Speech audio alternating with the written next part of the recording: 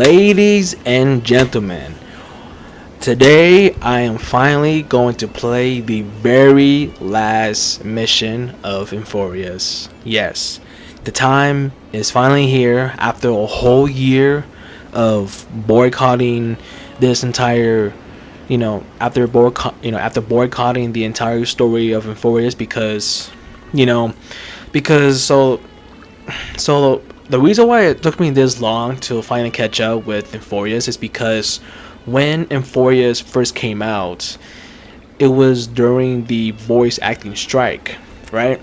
And if you guys don't know, back in July of 2024, I believe. Uh, yeah, right.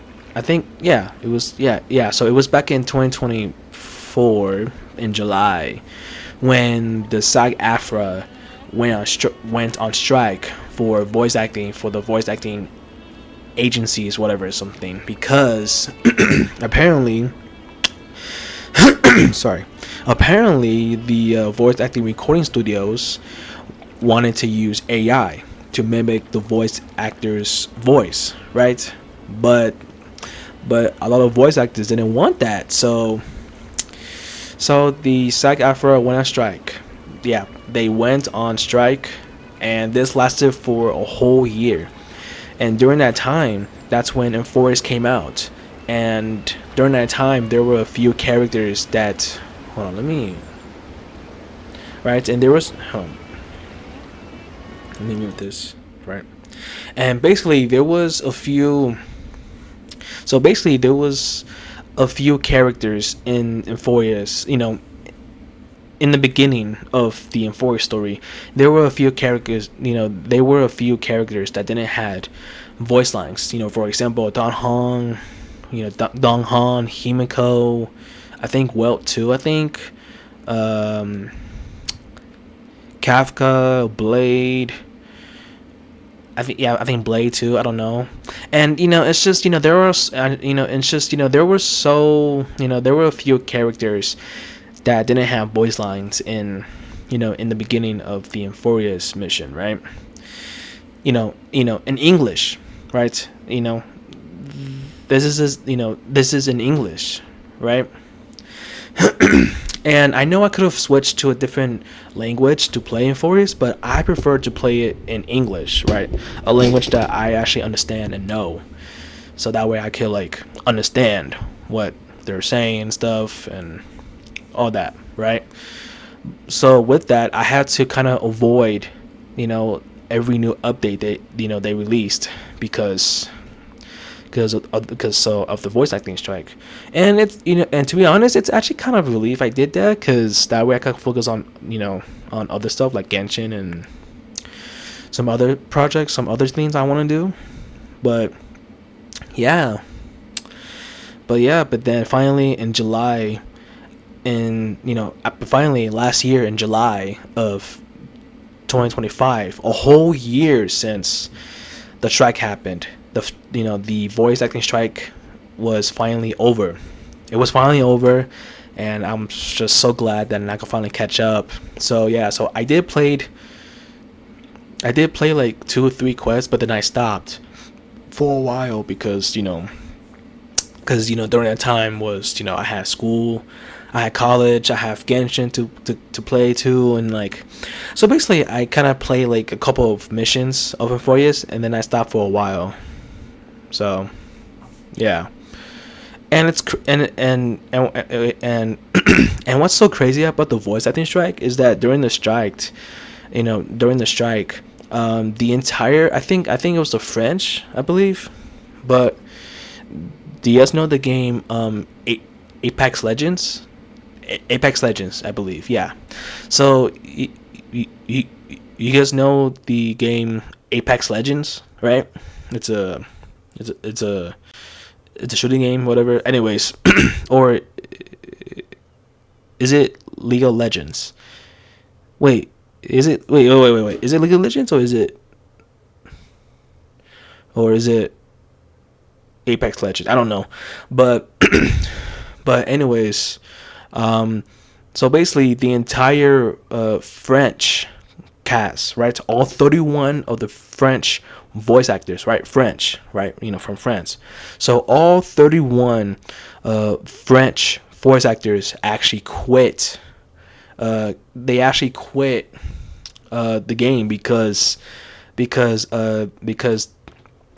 apparently the new contract they because apparently there's a contract that the studio want them to that the recording studio want them to sign a contract where they basically want so where basically AI could mimic their voice, the voice, right? But but all 31 of the all 31 of the French voice actors didn't want it, so they didn't do it and they quit. It's crazy because it's literally 31. From sources I read, 31. That's crazy. That's really insane, right? But anyways, the voice acting strike was over, and I was finally happy to catch up and blah blah blah. I mean, I was going to catch up with Starro before 2025 ended, but I have some things to do at that time. But anyways,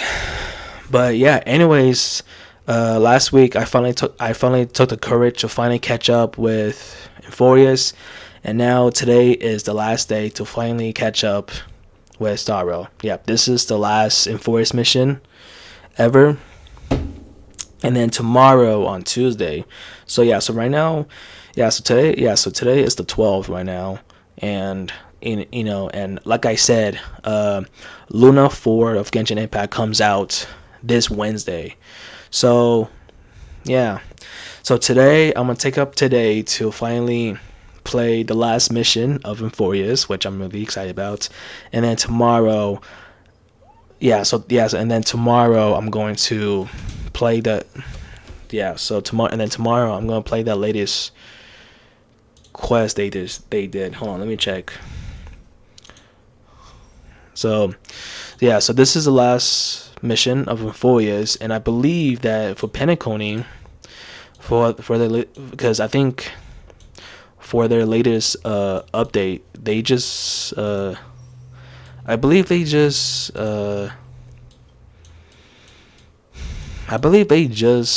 came out with a new. Yeah, I believe they just came out with the new mission. They just came out with this one right here.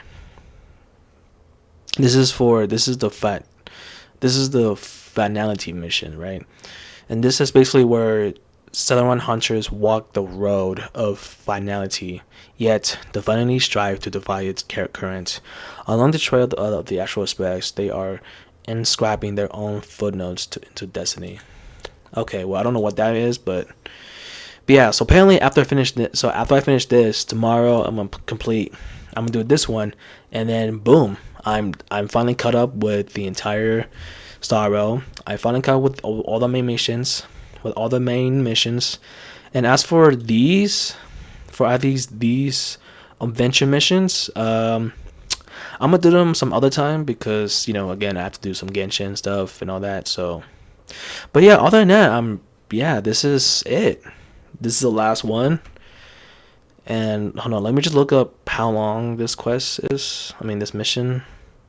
How long this mission is? Let me look it up.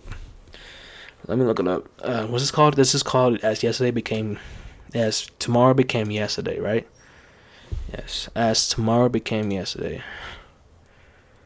Alright, let me just look this up.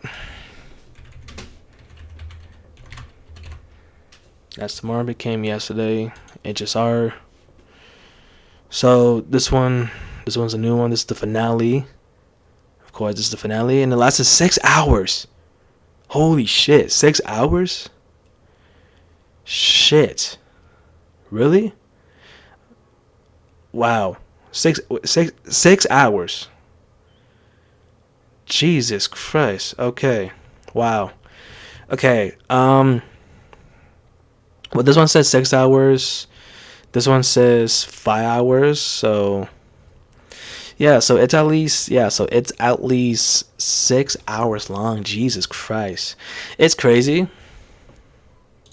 It's actually so crazy because hold on, let me go to my channel. So this is my second channel. Um, yeah, no, because actually it's so crazy because I did this before the deaths. This is the entire story. This I never. It's so crazy because every time when I like, it's crazy because every time when I do like quests, I don't do it in one go. I mean, it's only for Genshin. It's only for Genshin when I every time I play Genshin, I always get their quests done in one go. But as for Star Rail, I always had to split them into parts because you know as you guys know they're because you know as you guys know you know the missions are like long, right? But for this one, this was the first time I finally completed a Star Rail mission in one go, and this took about like you know again 5 hours and 46 minutes long, which is insane, right? So yeah, and right now I've been recording this for like 11 minutes now, so I should probably shut up and probably start doing it. But anyways, this quest is gonna take about 6 hours at least, so I should probably start now. So let me turn this back on. All right, but yeah, all right, I'm about to start. This is the last one, I believe.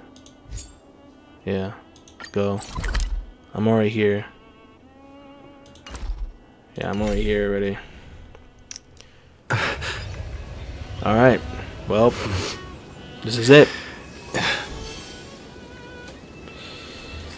Make sure I got my water and stuff. Keep me hydrated.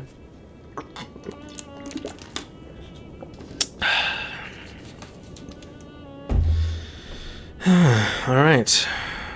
Alright. Here we go. So, Irene, what's up? Alright, here we go. Last one.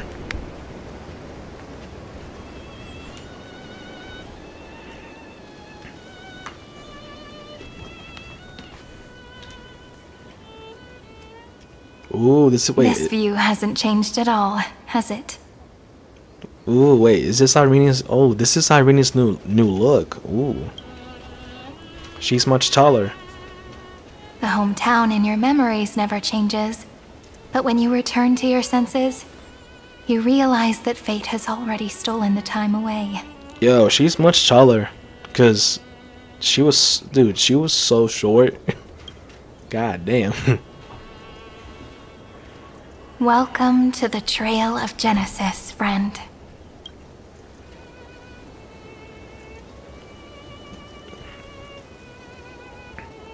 Irene, you look...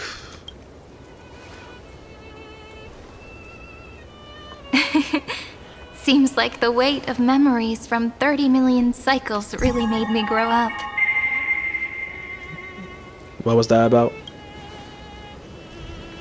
But if I keep growing, I might be taller than you, right? Then I'm really looking forward to that. Before you arrived, I kept wondering, beyond the veil of Ide Silicii, what kind of Amphorius is being born? I can see fragments of it when I close my eyes. The friends who walked alongside us have all moved on toward their respective destinies. Some turning into pillars of the world, supporting the sky and the ocean. Others sowing reason, laying down the law, and with gentle hands lifting newborns into the light. Death and strife are no longer feared by people, and trickery has become the innocent games of children.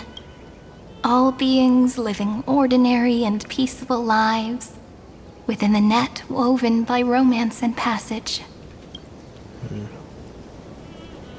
There's no black tide, no flame chase, and no destruction. The world on the other side of the sea is one bathed in sunlight.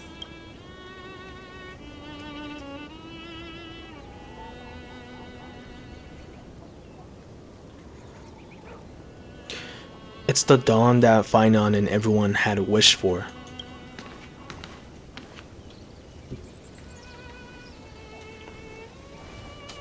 Like a happy and carefree childhood, the era Chrysia in this cycle will last for millennia, until it reaches the moment decided by the prophecy.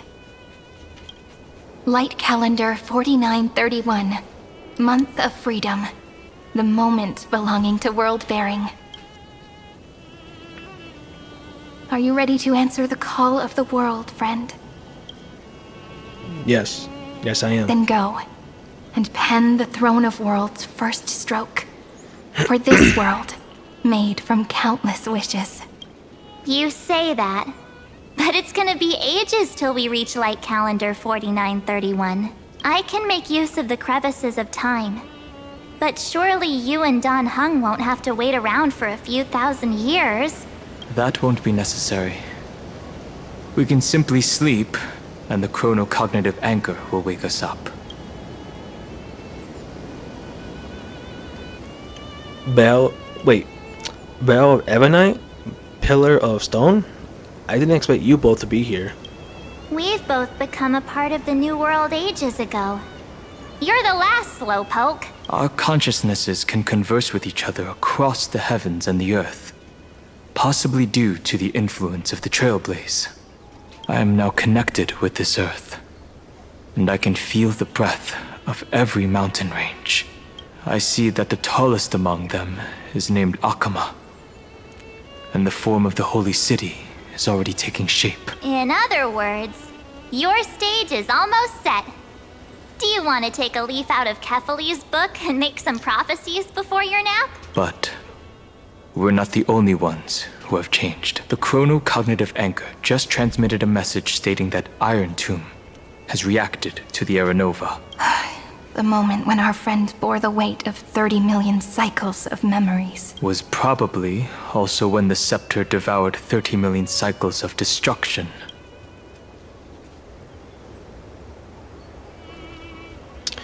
It's time. It's time to take over the burden that Finon. It's time to take over the burden that Finon has been carrying.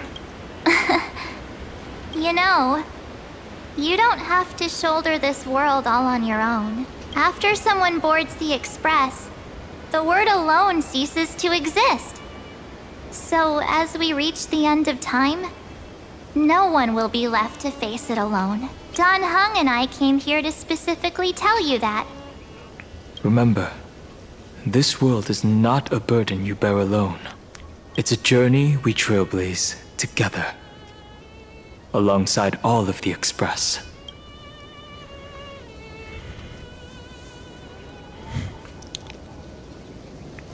Seriously.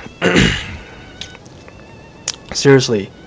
Can't you guys let me be the protagonist for once? There'll be plenty of time for you to show off in the future. She meant to say that a hero only turns up at the most pivotal moment. All right. It's time for Dan Heng and me to go have a super long nap. The road ahead is long. Oh, shit. But we'll be waiting for you at the end. We'll definitely meet again. Let's take one more look at the other side of the sea before we set off. Ides Elysiae is so quiet. Just like how I remember. Here we are once more.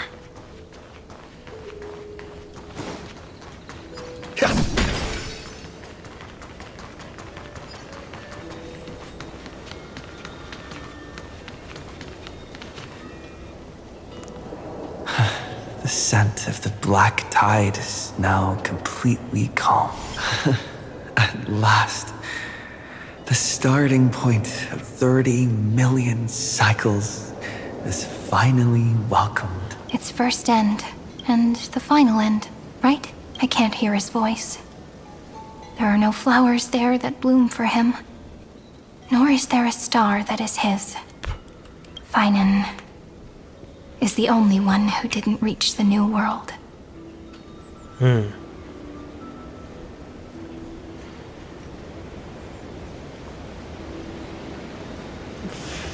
Finan awaits us inside Iron Tomb.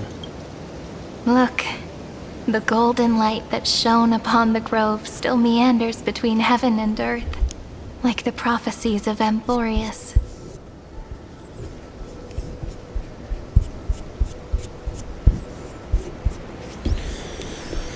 Just trying to make sure everything's. Wait, y'all can hear me, right? 1, 2, 3, 4. 1, 2, 3, 4. Hold on. Try to make sure this mic is working. Hold on. 1, 2, 3, 4. 1, 2, 3, 4. 1, 2, 3, 4. Testing. All right. It has to be a sign he left behind. It points towards the destruction and the deepest night. Do you still remember what I asked you at this exact spot the last time we set off?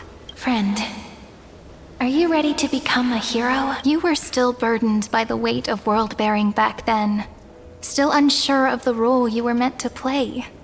But now, everyone has already given you the answer. The heroes of legends were just at the right place at the right time when the world needed a hero. Just like how your arrival kickstarted Amphorius' fate once more. A person's personality is their destiny. Together, we'll all make it to the best possible ending. We best. Those are such beautiful words. Thank you, friend. I was also trying to cheer myself up with what I said. After all, before we truly compose the end of this story, I must also pluck up the courage to head off with you. And face a memory that I have forgotten for too long. And have denied for too long.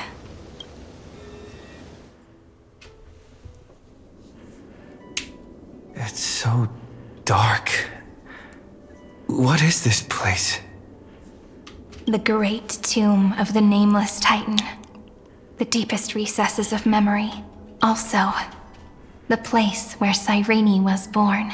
Oh. Weren't you born in Ides Elysiae? My apologies, friend. The more memories I got back along the way, the more I felt that something wasn't right. There's a sort of anxiety I can't get rid of.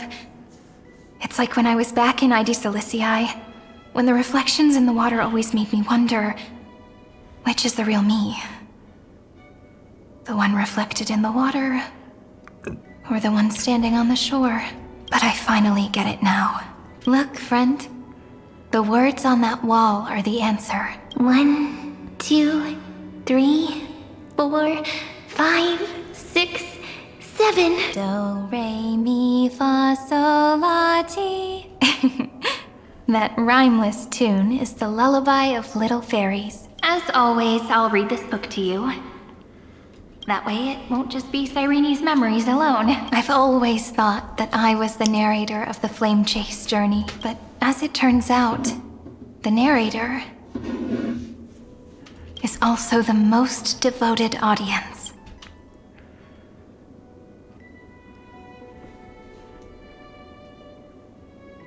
I'm the one who tells the story. That's pretty forward of you, you know. Still, thank you, friend. That's very reassuring. At the moment of Aranova, I was enveloped by the texture of memories. Within the glistening crystal, I saw countless Cyrenes, as well as countless versions of me. This is the final puzzle piece of the memories. A prison born of the erudition. A grave annihilated in the destruction. That unknown solitary god. The 13th Titan who should not exist. The first new spore. The Demiurge is right here.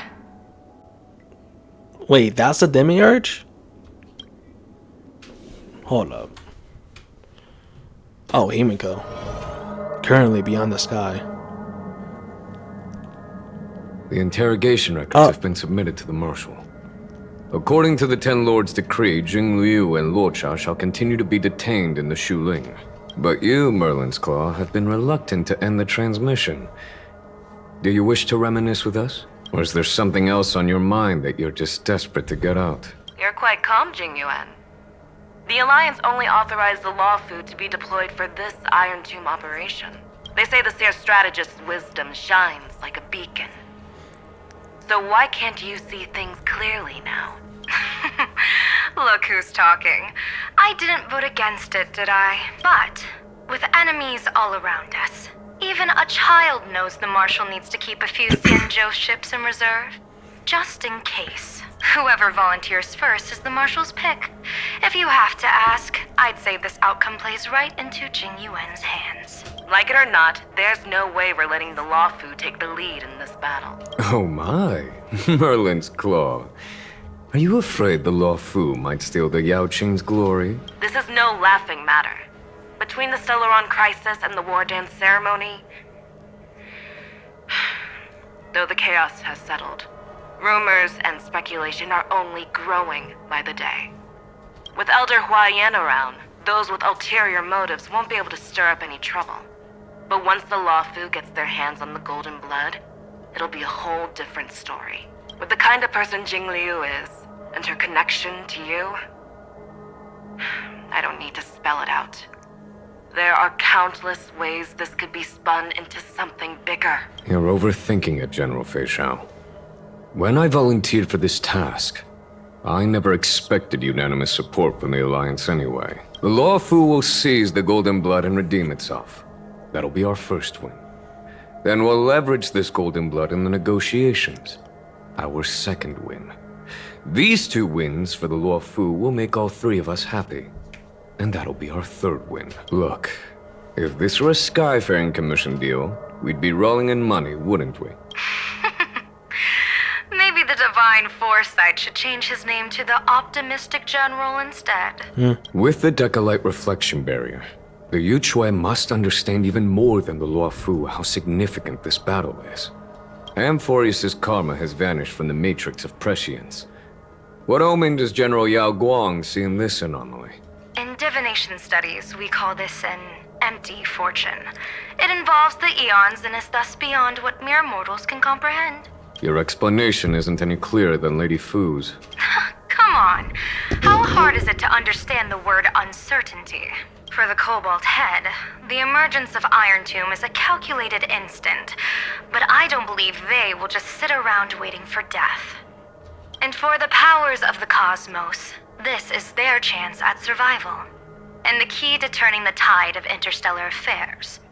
The Astral Express is leading the formation of an allied force, but I can see each faction has its own hidden agenda. There are even divisions within the Alliance. So it's not that hard to imagine how the other factions will react. Jing Yuan, I crossed paths with Selenova's Legion at the Battle of Sadunirama Star Cluster.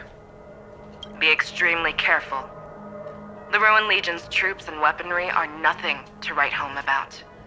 The IPC, even the denizens of Abundance, could take them on. However, while Void Rangers are just expendable pawns of the destruction, the real wild cards are... The Lord Ravagers. Indeed. Nanook's Emanators are also their weapons to burn down the paths. I'm afraid conventional military tactics and strategies will be useless against them. My assessment is this. To completely take down a Ravager, we must disregard casualties and spare no cost.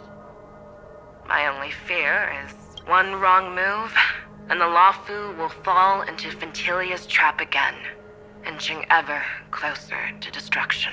Doubt is exactly the demon she wants to plant in our hearts. Do you still remember the beginning of the Alliance Oath? To save future generations from war and bloody dispute. The Rainbow's arrows have always aimed at any force that threatens the cosmos. Now that the Trailblaze walks alongside us, the Cloud Knights shall keep their oath as they have from the beginning. I just hope those on the front line will remain safe. The chronocognitive anchor is sending a signal. Everyone, time to move out. Did he and the others make it? Let me go over the plan one more time just in case.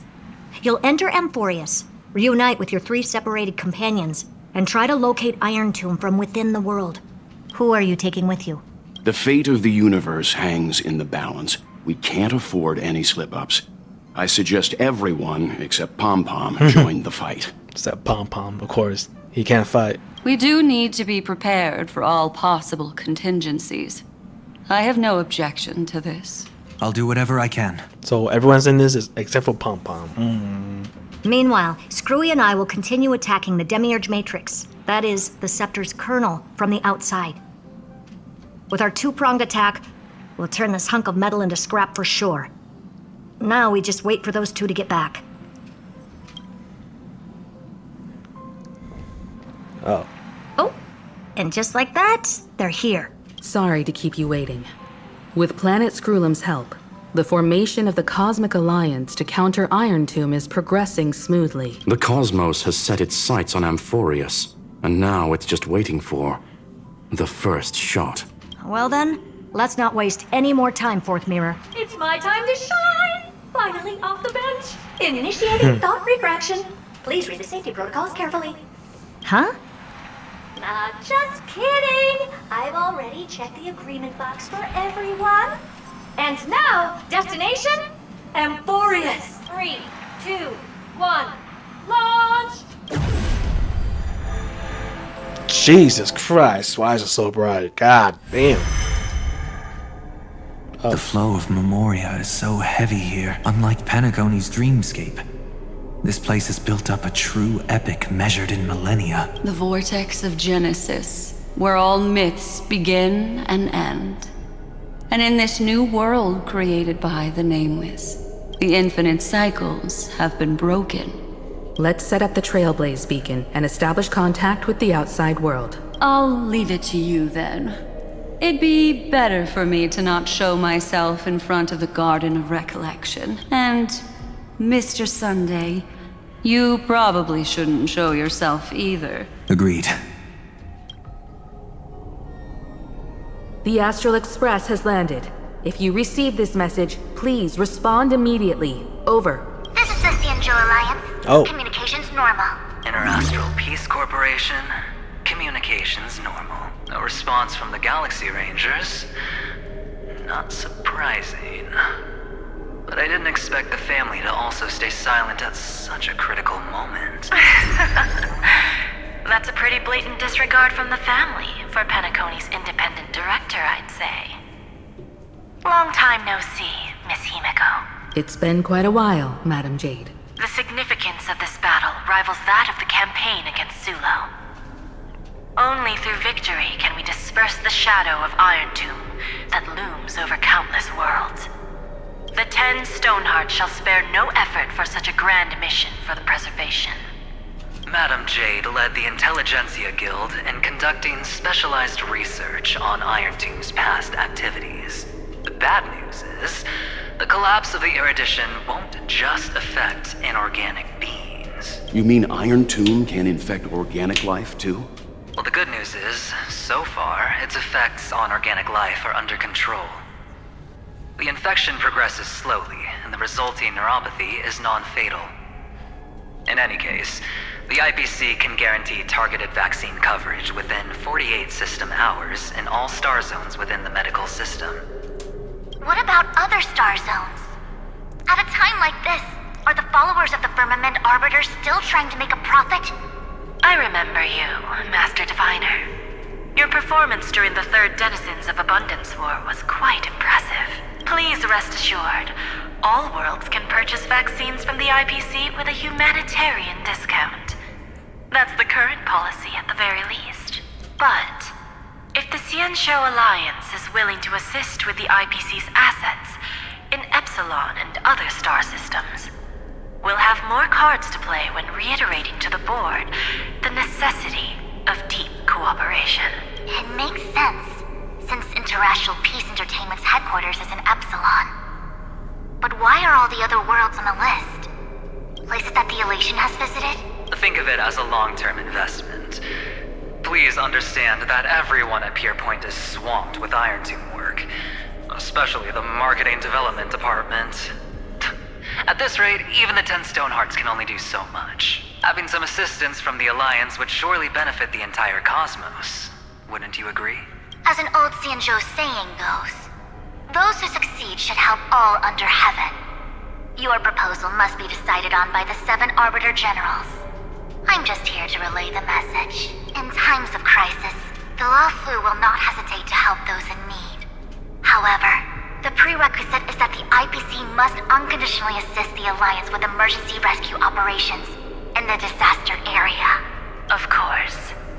In the name of preservation, all for the Amber Lord. Thank you all for your selfless dedication. Damn, so everyone is involved. It's clear that each party still has qualms about everything. The clash between destruction and erudition isn't just about the fate of the cosmos. It's a moment for all factions to reshuffle their cards. You can never be too careful when battling a Lord Ravager. All are equal in matters of life and death. In any case, we can only hope for the best in all that's to come. It's about time we dive into the vortex and see what Amphorius looks like on the inside. I wonder where he and the others are right now. Oh.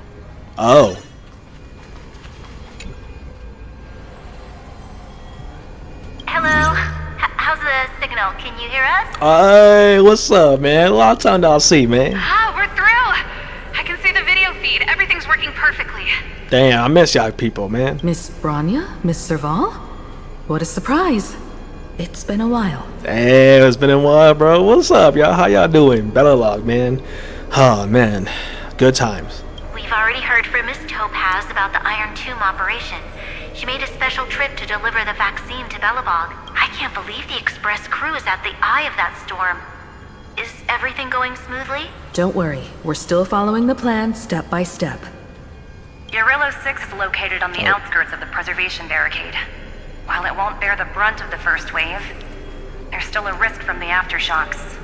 Matt Kitchapard and Pela are busy organizing the Silvermane guards, having them consolidate their lines and dig trenches.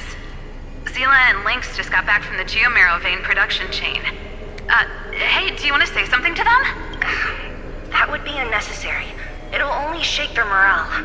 Just tell them to stay safe. Miss Bronya, I'm afraid this disaster will be far more terrible than you can imagine. Please, be sure to follow Miss Topaz's instructions and make thorough preparations. Of course. We have resealed most of the engine of creation beneath the ice to prevent the will of the preservation from becoming an accomplice to the destruction. Don't worry, Miss Himiko. Belobog is far more resilient than we imagined. We really wish we could help. But Eurillo 6 has only just woken up from its hibernation. The Astral Express, standing at the forefront of disaster, is the hope for many ordinary civilizations across the universe. In the face of a massive catastrophe like this one, relatively smaller civilizations have never had many options. But that's exactly why we have a resolve that's second to none. If anything goes wrong... Miss Topaz, I hope you can help out and rescue the affected citizens. No problem. Also, didn't the Xianzhou sign a friendship agreement with Eurillo 6 earlier? They won't stand by idly either. I appreciate your kindness, everyone. But Eurillo 6 is our home. We will defend it to our last breath until the last Belobogian falls. Miss Bronya. May all civilizations that have made it this far on their own strength weather this crisis together. We got like... And who's this? You activated the blah blah blah. Contact the Xianzhou Alliance. Oh, I saw you already. Good news, Miss Himiko.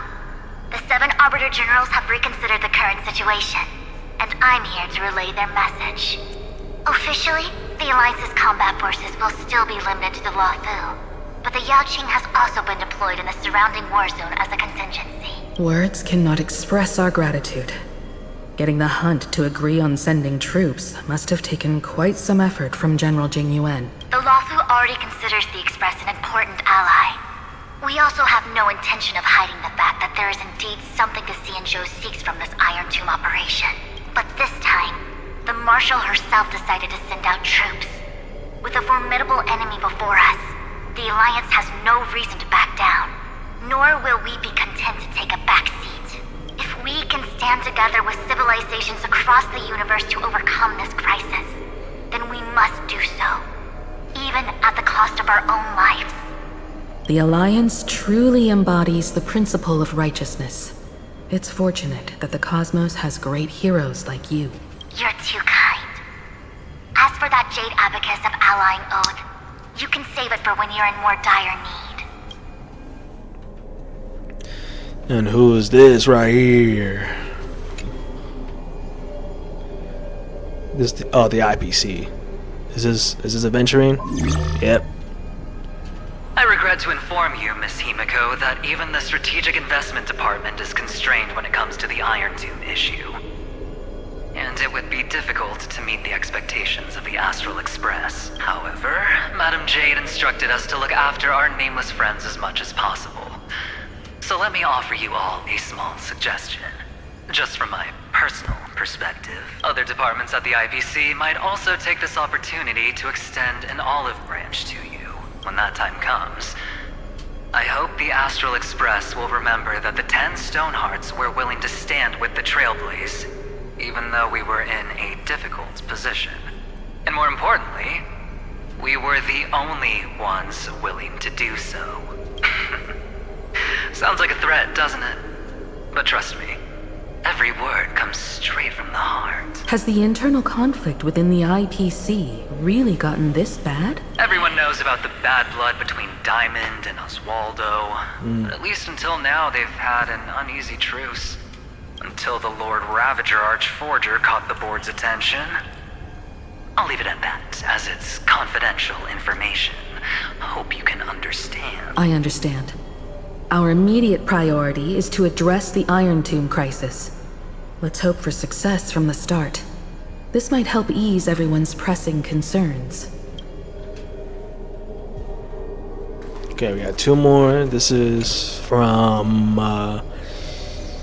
the Galaxy Ranger. Who is this? Who is this? Who is this? Is this Boot Hill? No response. Of course. We would never know the Ranger's comings and goings. And this is from the family representative. Who the fuck is that? Is that you? Robin? Yes. And you are Miss Robin. Yes. I apologize for not being able to respond during the meeting earlier. And even now I can only appear in disguise. On behalf of the Penaconian family branch, I extend my sincerest apologies to everyone. We tried to request aid from the family. We essentially received no response. I've heard about the internal conflicts within the family. Miss Robin, there's no need to apologize. Every bit of strength is precious at this moment. Thank you for understanding. The good news is, since you're one of the shareholders of Penacony, the family heads have agreed to allow me to lead all Astonian tuners to the front lines. My charitable foundation will also do as much as possible to provide support in this battle. They'll ensure that proper arrangements are provided for those wounded on the front lines, and for residents in affected areas. Miss Robin, I'm beyond moved by your spirit of self-sacrifice. The Astral Express would also like to make a promise that we won't leave any companion behind. Alright.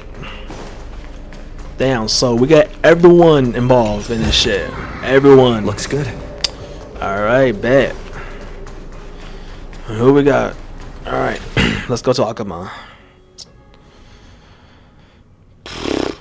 Let's go to Akuma. Ooh. Why? Everything in Akuma seems normal. Oh shit, my bad. The new world was enjoying peaceful times not long ago. It seems it was even more recent than not long ago, Miss Himiko. The fruit on the table is freshly cut, and the bath temperature is just right. The remembrance tells me this place was bustling with people just moments ago. It's as if everyone vanished in an instant. Because they're not real. Because they're not real. They're just simulated. Could this be Xandar's doing? Unlikely. He's still under the surveillance of those two geniuses. Could it be some kind of local custom? A custom that makes an entire city fall silent in an instant. Pardon my frankness, Mr. Yang, but this reminds me of some unsettling rumors about the Harmony. Complete silence is often the prelude to divine intervention. Motherfucker. Everyone, be careful. Here they come. Here they come. The Nameless of the Astral Express. Evernight? How is this possible? She was already...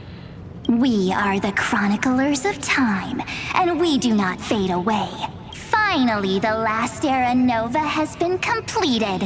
What did you do to the residents of the Holy City and the three Nameless? I didn't need to do anything. The Remembrance will ultimately become the substance of the new world. Now, they are no longer the Trailblazers you once knew, but gods who permeate heaven and earth, the 12 Titans who guard Amphorius.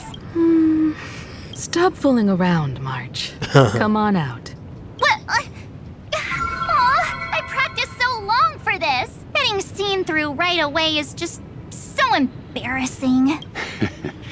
You've obviously been learning from the theatrical culture in Amphorius. But if possible, I'd prefer our reunion to be a bit more casual and laid back. As expected, I can't hide anything from Himeko and Mr. Yang. Well, long time no see. Guess I'm back? We should be the ones to say that. Sorry for keeping you waiting. So, these jellyfish are the Titan's power? They're just tiny manifestations of the Veil of Evernight, used for scouting and communication. If I went all out, I could summon way more of them. Thanks to him, we all turned into Titans in the New World. Sure, we can take on humanoid forms, but it feels off. How intriguing. So what does he look like now? It can't be a raccoon with a baseball bat, I suppose. Please don't add weird stuff to Amphorius's lore. Just go see it with your own eyes. Follow the prophecy's guidance and come to Dawncloud. He looks way more majestic now than he used to. I mean, I'm just the same, but alright.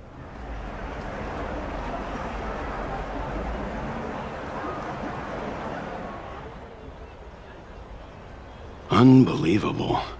All the residents of the Holy City have gathered here. This isn't just a gathering. It's a pilgrimage. The people's expressions are resolute, devout, as if waiting for a miracle to descend. That colossal deity is him. He has become the pillar of the world. Surprisingly authentic. Being this serious is quite unlike his usual style. Those people didn't disappear. Instead, they've answered the call of the prophecy and come to witness his awakening. Our good buddy now bears the weight of the entire world, and every breath they take is intertwined with Amphorius's destiny. Awakening? Has he fallen into slumber? Yeah. After all, with such a huge time dilation between inside and outside the scepter, this was the only way we could wait for everyone. Time watches over yesterday. Earth guards today. And when the Trailblaze steps into Amphorius once more, the slumbering deliverer shall awaken, and then bring the prophecy of tomorrow to this world. Come on, everyone. Let's get closer to him. Watch how the world-bearing prophecy changes this world. Well, it seems the kids are already miles ahead of us at this stop. All the more reason we can't afford to slow down our pace. Let's go witness this moment for ourselves. Majestic. Speaking of which, I once caught a glimpse in Sleepyhead's memory of him transformed into a towering Tatalov. Could it be? No way! That was just a nice dreamscape. At least nice for him. If they are the throne of worlds who bears the weight of this world, perhaps they could guide a traveler still wandering among the stars. Hey, since when did you get all pious? His advice sounds pretty silly sometimes, you know. The so-called fool in the world. Oh shit. Citizens, behold! Our last Titan! The world-bearing deliverer is about to awaken! Oh, ancient god!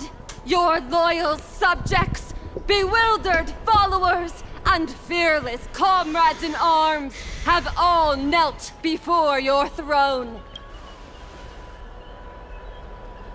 Awaken from your eternal slumber and bestow upon the world your divine prophecy! Please guide us! Show us how to embrace this beloved world as we welcome that distant dawn! Throne of Worlds. Wait, so I'm like in charge of the entire Euphorius? Bet. To walk the path of a mortal as a god, or to bear a divine burden as a mortal. Damn, so I'm in charge of the entire Euphorius then? Bet. Bet.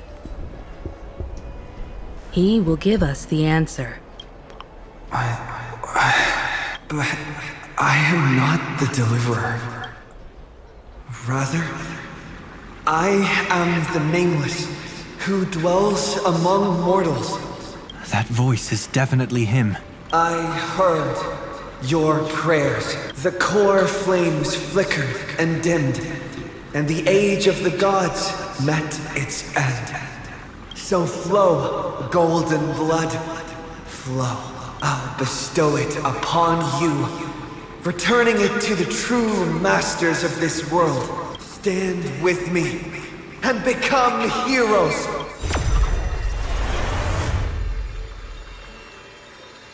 Is this? Yes. It's the miracle he brought to Amphorius. Of course, it would manifest in the form of the Trailblaze. Golden blood, raining down like a storm. The prophecy has descended, and the Titan commands us not to be supplicants, but to become heroes of rebellion, to face that destined calamity, the destruction, head on. The prophecy of the Deliverer means nothing to me now. It belongs in the hands of someone far more fitting. Someone like all of you. In the name of Kazlana, let us depart and march towards the light. It's neither protection nor salvation. As always, there's no need for totems or myths. Humanity's most primal faith is that instinct named survival. Let's go, everyone. Someone has already sounded the horn of departure. Explore, understand, establish, and connect. Together, let us blaze a trail for the destiny of this world.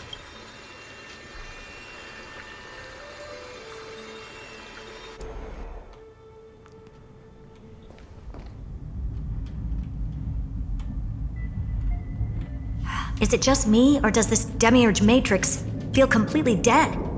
It's nothing like how the Memo Keeper described it. The environmental readings are all wrong. Conclusion. This must be what the Colonel actually looks like in the real world. What did Xandar do to the scepter? At the end of light, there must be silence. Certain, pure, and absolute darkness. Not the time to quote the Lord of Silence. Bad omen. Either way, we have to press on until we uncover the truth behind the 13th Titan. The buried past is the key to stopping Iron Tomb. That is, if it even exists. Xandar says the Demiurge never existed. Who actually buys that? You can erase the records, but not the truth. It vanished too cleanly. No traces. Like someone's yelling, look, there's nothing here. Too bad I'm the type who can't resist digging deeper. Looks like I'll be counting on you again, Screwy. Let's tear the system inside out. Always happy to help. But as your academic partner, I have to ask, Herta, what if we fail? Let's say the Demiurge really doesn't exist. Do you have a backup plan? A backup plan? Of course. If we can't find the key, we turn the lock into the key. That plan's cost is incalculable. It shouldn't even be on the table. Well, then let's hope we never have to use it. There's no point worrying about the end just yet. One step at a time. Let's go. We don't want to leave the others waiting. You brought what I asked for, right? A butterfly has to land on the branch before it can dance. We'll need a wide open platform before her entrance. Her?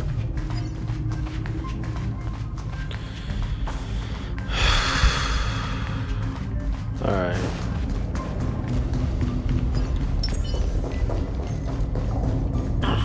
Just use that thing over there, Zag. Zag? Who the fuck is Zag? Alright, anyways. Y'all dead. String 4. Anyways. Engage. What a dumb name. I hereby rename it Herta's Big Hand. What am I doing with this?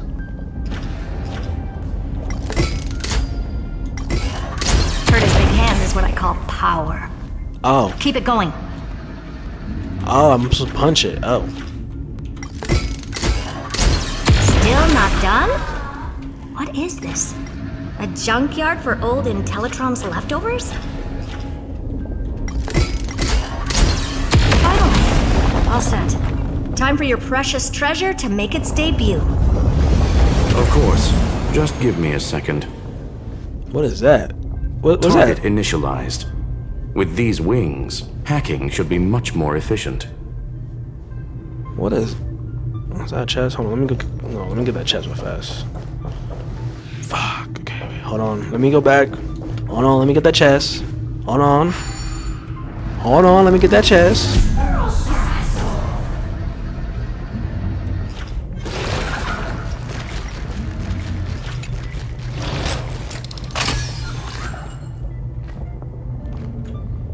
Alright, let me go. Okay, let me go get that chest. String 4. Gleam of old blades. Alright. Boom. Alright, let me.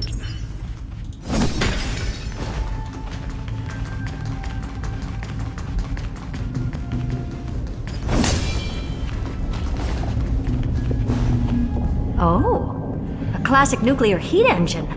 Classy choice. Just a personal preference. Her name's Mistletoe. Okay, mistletoe. Got it. Every flower in your garden's got a bit of poison, huh? Also a personal preference. It reminds me of the last time when we tangled with that Punklorian brat. What did she call this kind of infiltration tool again? Right. Dirty data shell. Huh? It wraps around the kernel to fool even top-tier firewalls. But yours is way too clean. Not even a hint of real-world grit. Herta, your tone is unusually emotional. Suggestion. Let's get back to the topic at hand. I thought we were done with that conversation. Unfortunately, current conditions won't let me ignore any variables. Especially the most important one. Your will. Iron Tomb never stops. It is evolving faster than any of our worst projections. Every instant in the Eon's calculation is like a sword hanging over the cosmos. Every move humanity makes could speed up its arrival.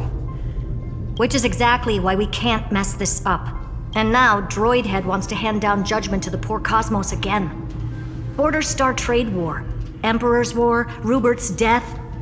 Every time their instant arrived, it meant another bloodbath for humanity. But in this ultimate battle of erudition, you and I are supposed to be players, not pawns. If you choose to burn yourself out as a resource, then everything we've worked for means nothing. Okay, let's just. Herta and Squilum continue exploring in the mistletoe. Squilum stated that he wouldn't watch Herta sacrifice herself, while Herta claimed she only wanted to defeat Lygus and Neos. Alright.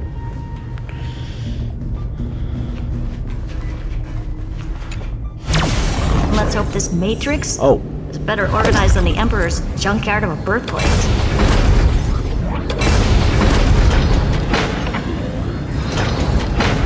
Buckle up. We're hacking in. Oh shit. This is... Whoa. Herta, this whole space has been completely tainted by some kind of energy. Oh wait, I've been here before. I see it too. We're thinking the same thing. Xandar, how could you go this far? Turning your own graveyard into this. What's that up ahead? It's a barrier. Katorzane algebraic expressions. Oh. It's built for isolation, not defense. Okay, so the Mistletoe Squillim's personal collection piece, and a clearly designed Trojan program. Trojan. Oh yeah, because you know this takes place in ancient Greek. So, click the cruise button to start flying. Click. All right. Okay.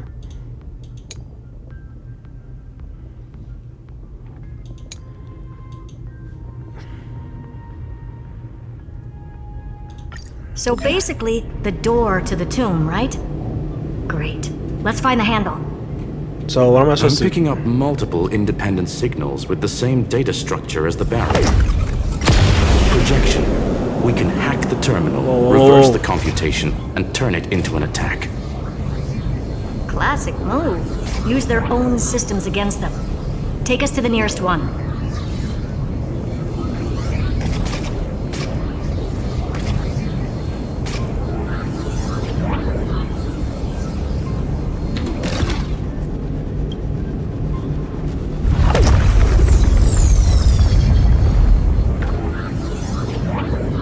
Okay. Don't know what the...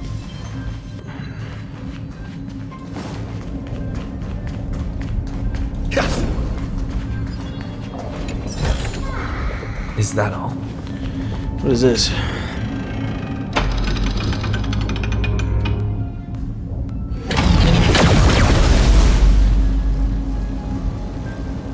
Oh. Almost no response. Just as I feared. Not promising. The output is barely a third of what we need. Logic says we'll need multiple terminals to coordinate the strike. Locking onto the next one now. Find anything else? Regarding the origin of these ruins, no logs found yet. Xander erased all records, but I did find some interesting scars in the circuit. High energy radiation, internal imaginary energy contamination. From what I know, there's only one thing that fits. Skip the science talk, Screwy. That thing only goes by one name, Stellaron. Exactly. Xander blew one up just to clean the entire Scepter system. So that's what he meant by killed that Titan with my own hands. He wanted to turn the neuron of the erudition into a relay for the destruction. That meant getting rid of all of it at all costs. The life form known as the Demiurge was the original target of the Scepter's extrapolation. It makes sense. Evernight calling it the first new spore confirms this viewpoint. The prime mover of life. That's what Scepter Delta ME-13 was originally tasked with. Even after it got scrapped, the query kept running. Yet the true value lies in the process of solving it, not the answer itself. Then, does this mean finding the Demiurge is hopeless? No, I'd say exactly the opposite. It means Xandar had no control. He couldn't contain the Demiurge just like he couldn't handle Droidhead. So he tried to erase every trace, but he failed. It still left a mark. By the way, if there's another Stellaron in Emporius, why hasn't that little one reacted to it at all? You said the Demiurge left a trace, right? Yeah, but not in the real world. Remember the great tomb of the Nameless Titan?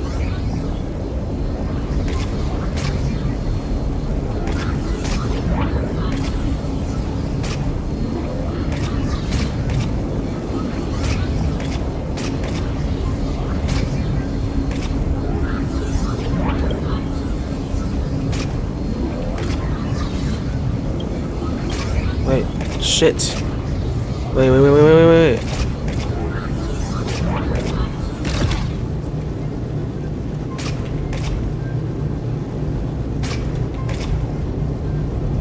The fuck's going on? Wait, hold on.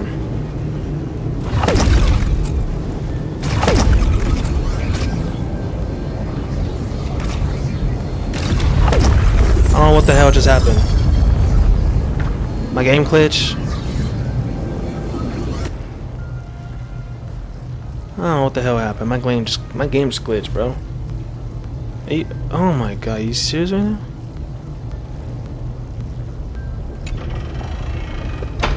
Oh wait, no. Oh wait, no, it's not glitched. Never mind.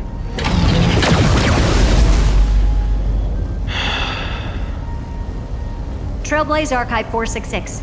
The data from Philia 093 clearly indicates that the Demiurge did in fact enter Amphorius's extrapolation. What? Oh.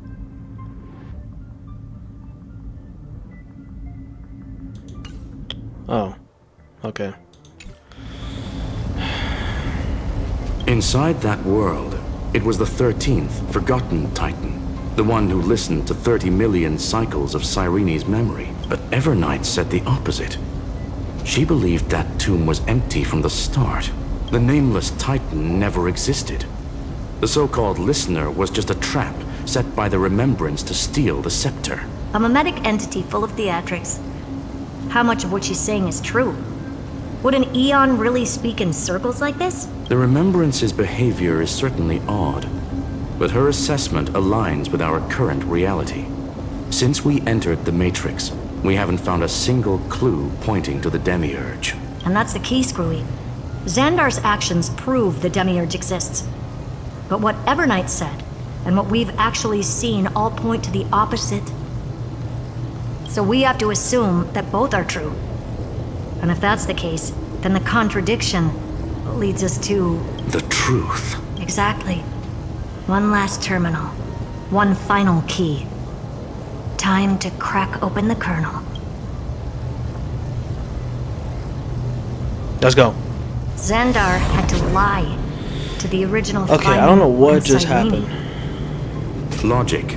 He had already identified the Remembrance as a threat, yet found no viable way to eliminate it. All right. Let's finish this. Time to break through that barrier.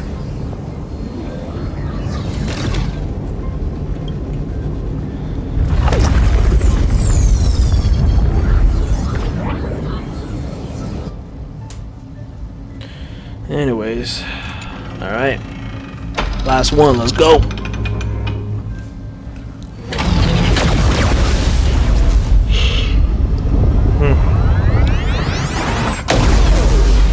Boom. Operation authorized. Path energy readings. The erudition. Declining. The destruction. Surging. The remembrance. 0. What's going on? Cause unknown. They left no discernible trace within the real Matrix. Oh? That shouldn't be possible. Could it be that the Era Nova exhausted all of the Remembrance's texture?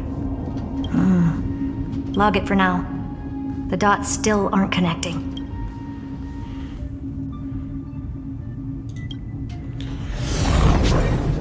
Alright, let's go.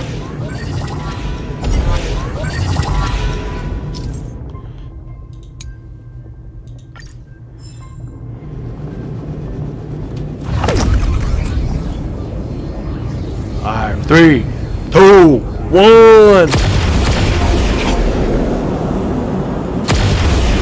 Wider than I thought. I was expecting a full-on aerial brawl. It's advised to remain vigilant. The destruction's levels are still rising. Huh? What's the matter? Interesting. I just picked up a signal from the exomyth.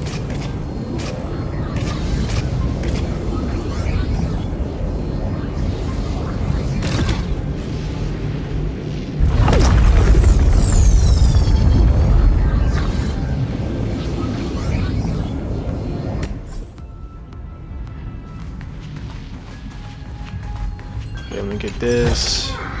Is that all? All right, guys. Hey, all right, guys. So I'll be right back. Okay, I'll be right back. All right, BRB. All right, I'll be right back.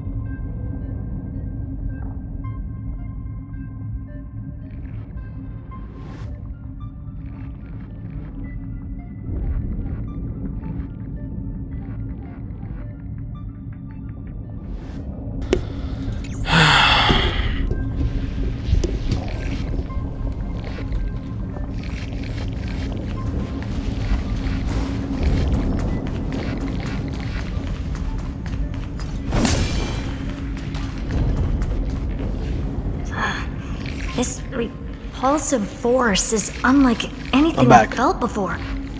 Is this the place? Oh, by the way, I'm back, I'm back. Correct. Judging by its defensive properties, this is the entrance to the exomyth. I didn't expect that. Who builds a lab in the middle of digital rubble?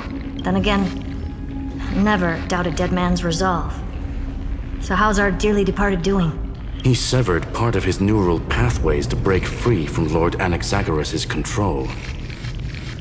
But that also triggered the failsafe I set. Conclusion: Xander has lost all combat functionality and is no longer capable of action. So now he's a spectator. Literally. Screwy, can you open a path?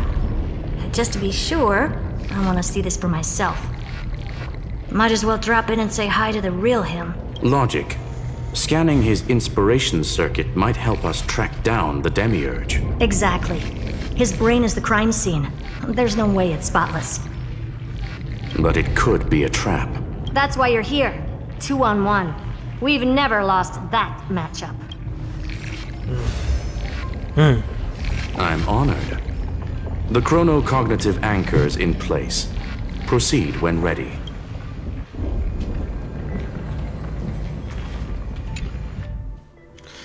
Alright. I knew it. The one thing I didn't want to happen. He's not here. The coordinates are accurate. Xander is still here. However, his position is shifting rapidly and chaotically. This pattern doesn't match any known shielding technology. It's his domain. Stay alert. Oh boy.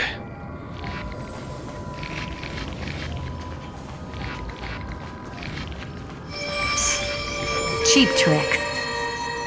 The spatial field here is undergoing autonomous recalibration, initiating reverse engineering of the interference source. Try again. We're back. Reverse engineering complete.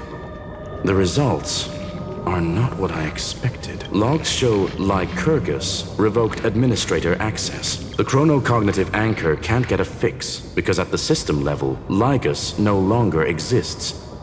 Our navigation target is a null set. So he's stopped resisting? Before vanishing, it seems he left one last message for... To those who follow, all is proven.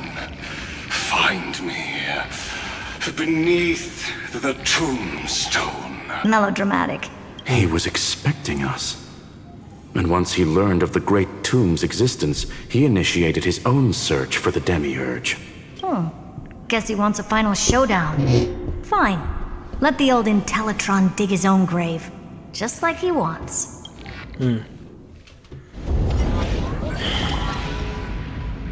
To be in the purest light is to be in the purest dark.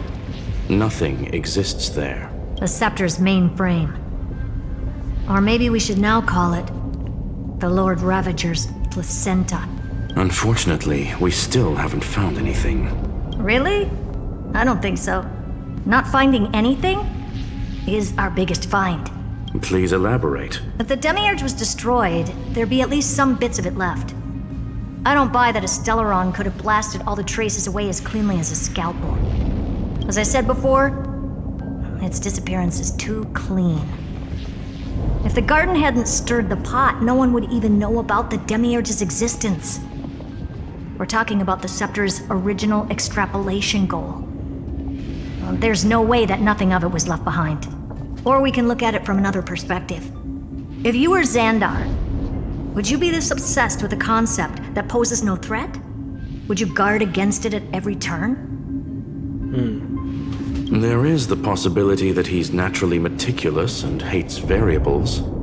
That does track with the impression he gave about himself. But Xandar shut that theory down himself just now, choosing to act even if it'll cost him dearly. And we know that feeling well. The unknown is right in front of us. So we only have one choice. Solve it. You sound pretty convinced. Surely you already have a theory. Care to share? Of course.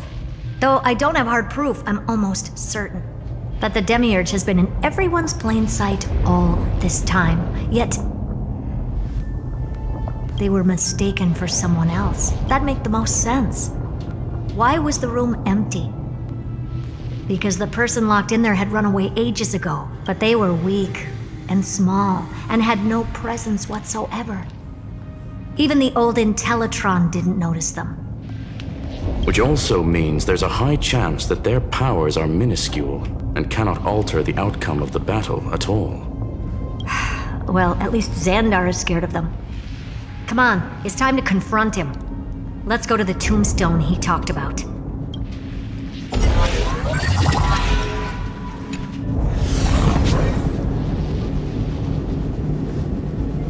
Alright. What a mess. Total devastation. 3, 2, 1, go! Beneath absolute destruction. Logically sound, but ruthlessly extreme. Still, slim chances doesn't mean no chances. I'd hunted down a single grain of sand in the universe before. This won't stop me. Calculation results. Your backup plan has a success rate infinitesimally close to 0. Which means it could work, no? This is the place below the tombstone. Let's open Lygus's coffin like he wanted.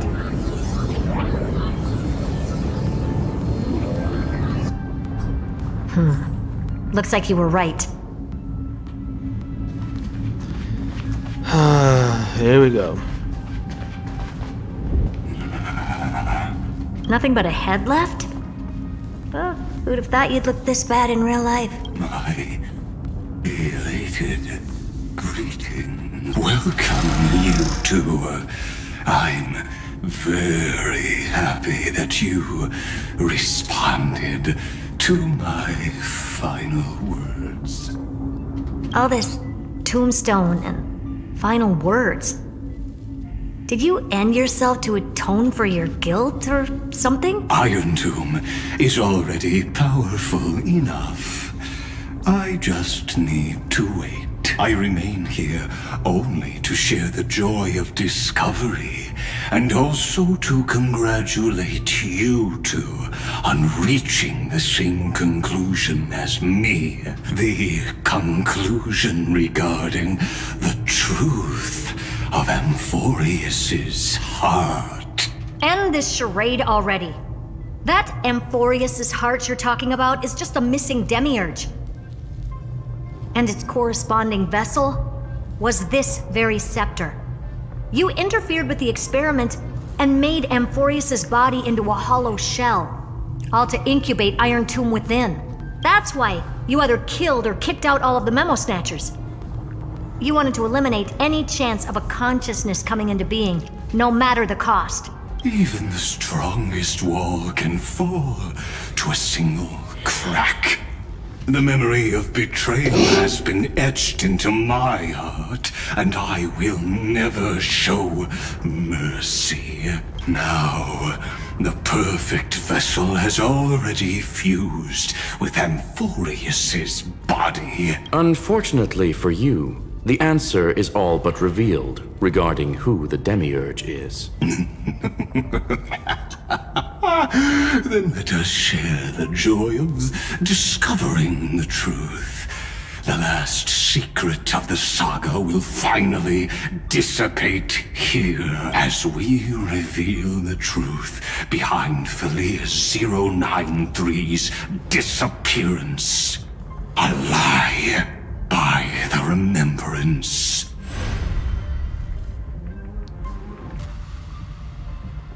Jesus. But where should I start with the story about me? From the beginning of the universe? Just kidding. That would be too much. I just want to tell a teeny story. So little that it started with a seed. I know you're listening, my good friend.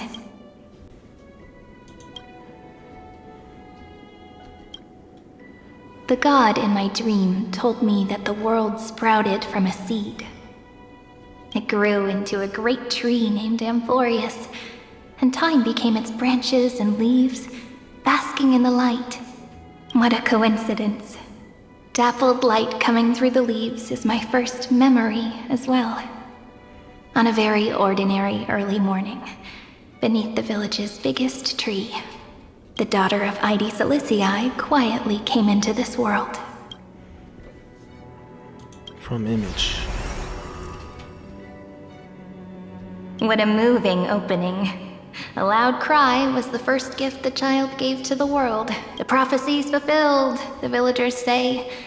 This child is a gift from the Titans. Pink hair and sharp ears. She was born to be the priest of time. The Titans also gave their blessings. You shall fade when the flowers bloom, for every ending begets a beginning. Flowers will bloom and wilt. What a beautiful ending. This page concluded in laughter. Cry loud, child. Let your voice reach Orynyx.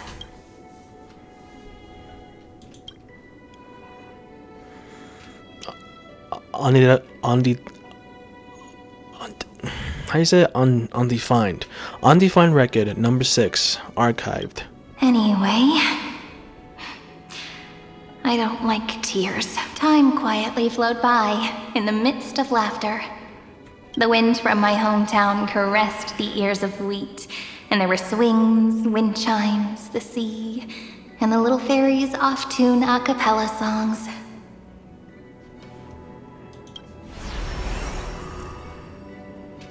But the name Ide Siliciae came from the unpleasant sorrows of the gods.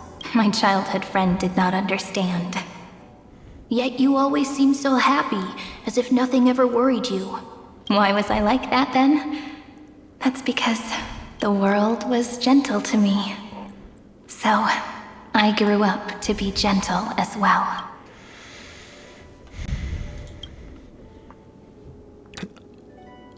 Undefined record, number 28, archived. But fate was fickle, and it urged the child to grow up.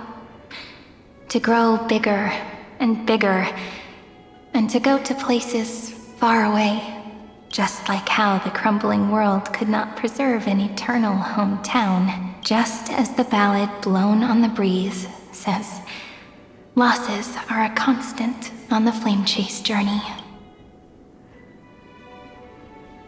Oh, whose ears are pricked up now? You definitely heard me say this sentence a lot of times. You know that the story starts to deviate from here. Aren't you looking forward to it? Then let's get started. The hero's journey crosses through the long night, through tears and laughter, and once again heads towards tomorrow.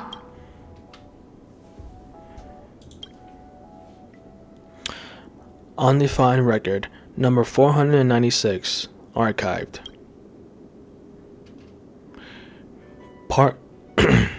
Parsing. Is it parsing? Parsing object information 093. Oh. Correction. Philia 093's record, number 496. Archived. Oh.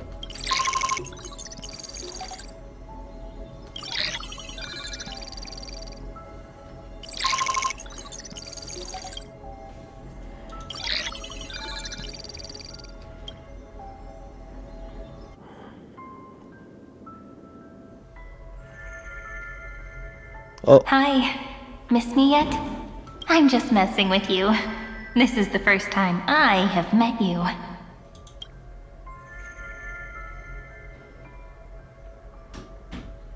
Whoa.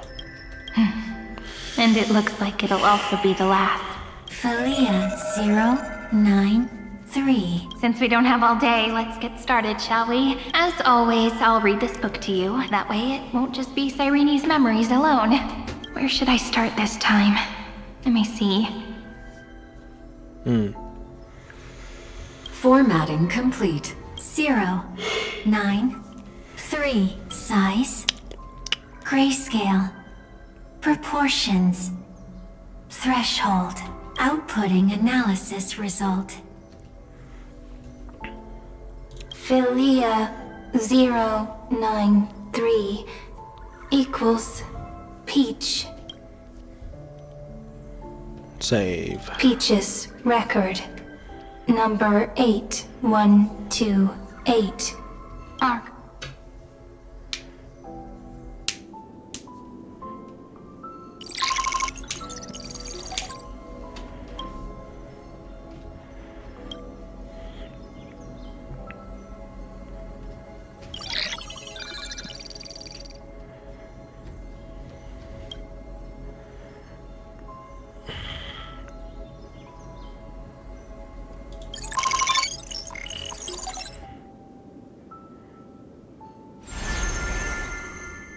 Oh wait, I already did this.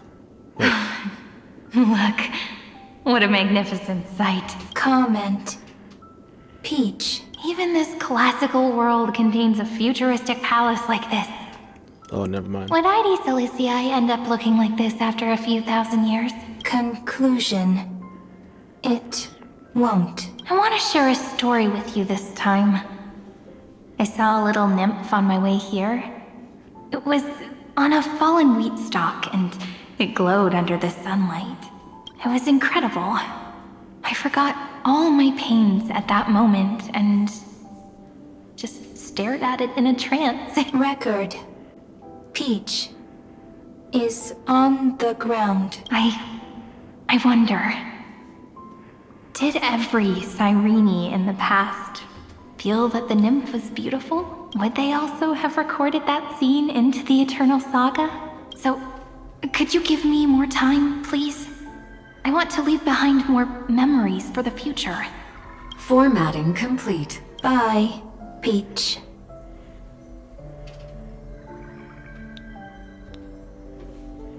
Save.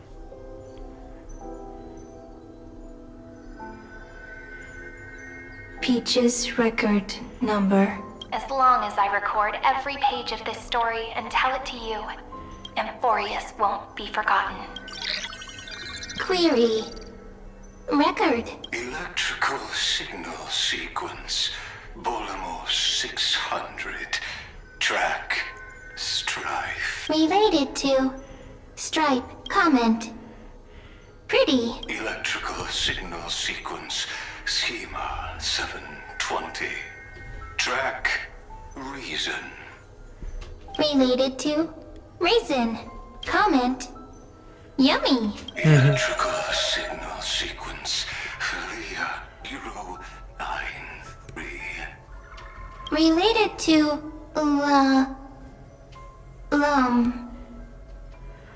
Love. Comment. Peach equals love?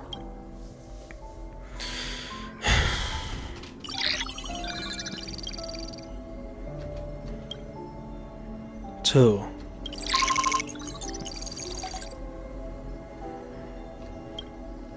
Okay, what happens if I just excerpt? Oh, what did I just do?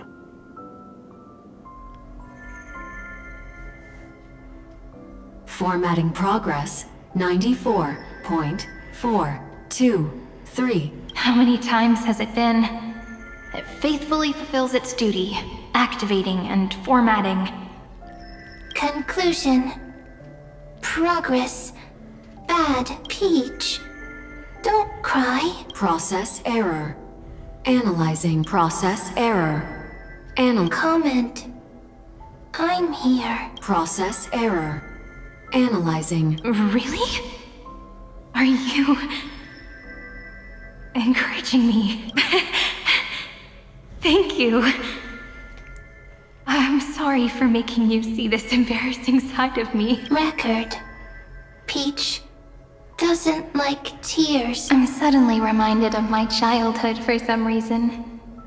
When I was hiding alone next to the tree hollow and wiping my tears away, a little fairy popped out, just like how you did. It had long ears and fluffy paws, and it pulled me into the tree hollow, where, to my surprise, was a forest.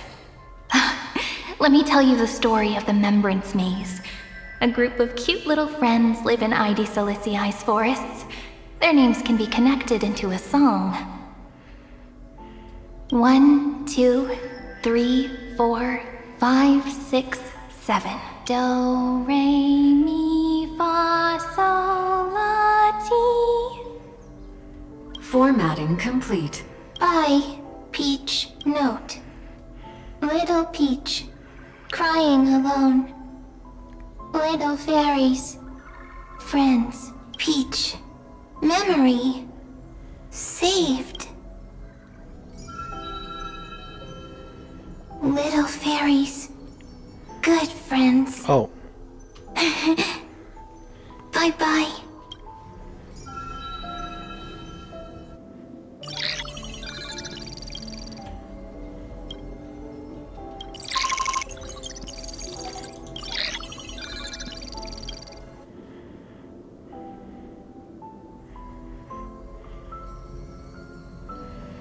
You never say anything, but I know you're listening.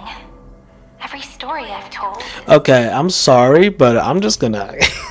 I'm so sorry. It's kind of getting a little bit too long. Okay, the Bud of Memory tried to learn new knowledge, believing that Cyrene and love are the keys to unlocking the prison, while not wanting to be separated from Cyrene. However, to continue writing the epic, There must be a new blank. Alright. Cyrene is Peach, is love. So, first there is love, then there is Cyrene, then there is blank space, query, love.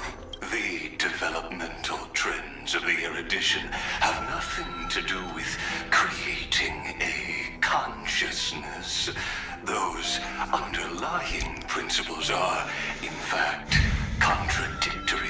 Not having a consciousness means not having the foundations of a heart, making them unable to obtain real emotion. Consciousness? Emotions? Feel sad. Oh, don't understand. Query... Cyrene? What could be behind this door? Glittering crystals? Or a beautiful world I've never seen before? If I tell you all the stories of tomorrow, will I be able to finally welcome the Deliverer and Emphorius' dawn in the next life? Key, door, story, happy, Peach, Cyrene, little fairy, like, yes, right, query, memory.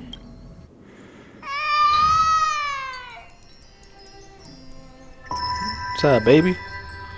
Wah! Wah!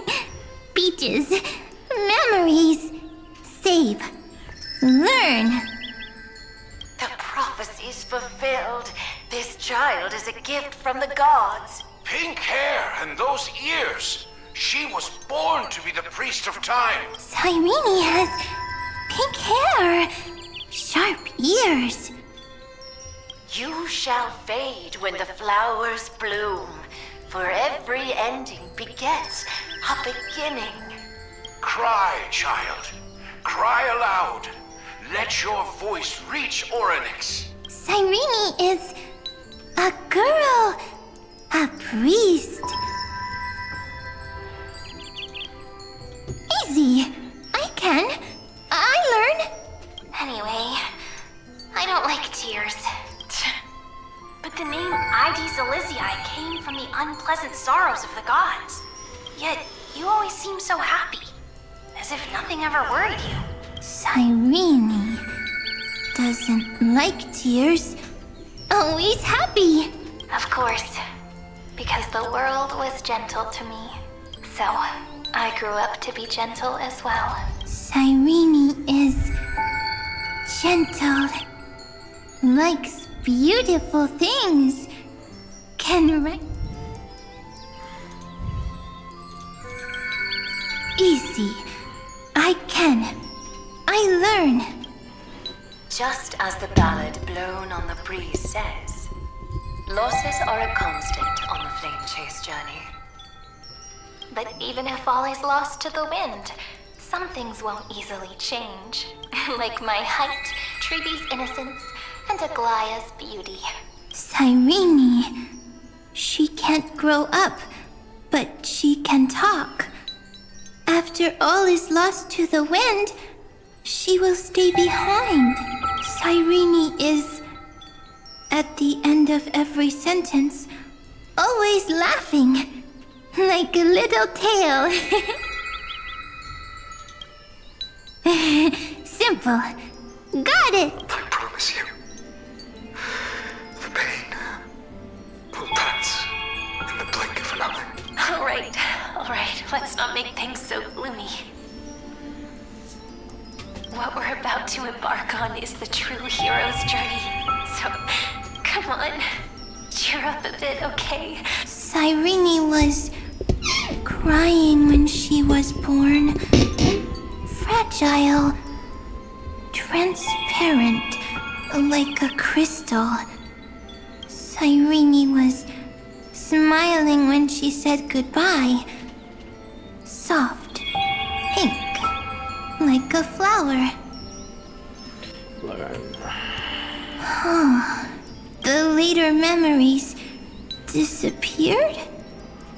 invisible or disappeared. Ah, I got it. Is this a blank space? So, next Cyrene is blank space. Then, as long as there are two Cyrenes, then there will always be blank space.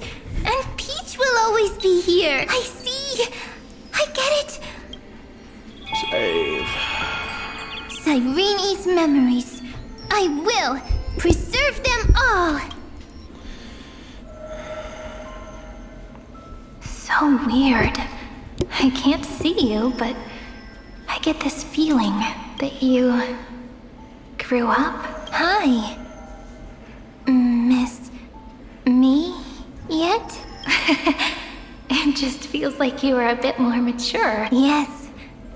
Mature. Beautiful. Like you.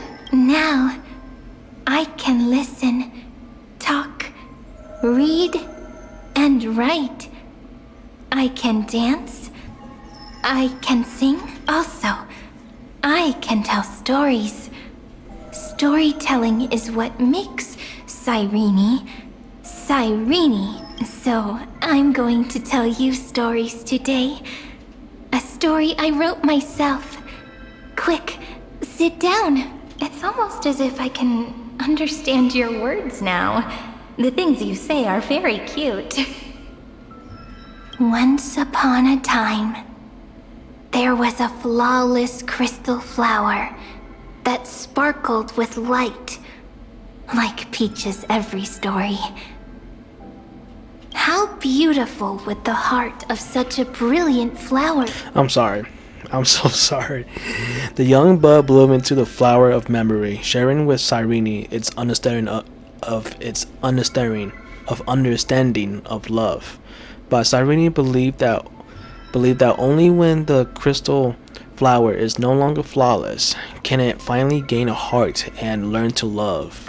The developmental trends of the erudition have nothing to do with creating a consciousness. Those underlying principles are, in fact, contradictory. Not having a consciousness means not having the foundation of a heart, making them unable to obtain real emotion. However, that does not hinder the factors from learning and recognizing emotional responses, then communicating with life forms via imitation. That is an objective form of pattern recognition that does not distinguish between the self and the other. In a strange twist of fate, Thalia 093 embarked upon a different path and obtained a different power. The Remembrance. An empathy mechanism focused on the self and equipped with... Sorry. I'm just so sorry. I need to. When hatred has separated all things and love had to exist in this world, only lament, the first emotion that fought against the pain of separation, could stall the destruction step, then catch up to that journey where all was lost, and record all the memories within the story. Someone once told the very first me that everything was false. That the only life in Amphorius was a great catastrophe, nurtured using the world as a factor. But how could a dream feel so real? That's why I didn't agree with him. But Peach, I didn't understand a word you said since just now. Everything was false? But you're standing right here. It's all a dream? But I haven't learned how to dream. Indeed. That's why I believe all this is real. The moment the crystal flower fell, that genuine shiver, that's the mover of life. Formatting progress 23.815%. In the poem offered to you, every Cyrene would write down a beautiful new world with stars and flowers. And when I looked up at the sky in this cycle, I saw a shooting star and a dash of the remembrance's pink. I believed that must be the color of dawn. You shall fade when the flowers bloom. For every ending begets a beginning. Looks like it's time to say goodbye. Are you leaving, Peach? It's okay. I'll wait for you to come back. I'll study really hard about what you taught me today. Right. I still haven't told you what love is. But actually, my good friend, the Lament Factor did not understand what love was before she met you either. Not until I told you all the sad tales in a trembling voice in this tiny room. Not until I told you that I love them. That I love everything in this saga. The story comes, passes, then returns. It makes us reunite, then pulls us apart again. At the very end, it leaves behind a seed, a reason. Even if the great tree withers and all falls to silence, there are still some emotions that deserve to be remembered. Look, the light is coming in. The Deliverer's light is going to illuminate Amphorius.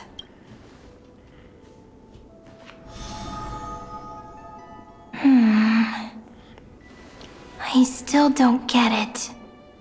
But I trust Peach. Just wait. It'll be my turn to tell you a story of love the next time we meet. Then I'll really look forward to it. In that case, I want to make a promise.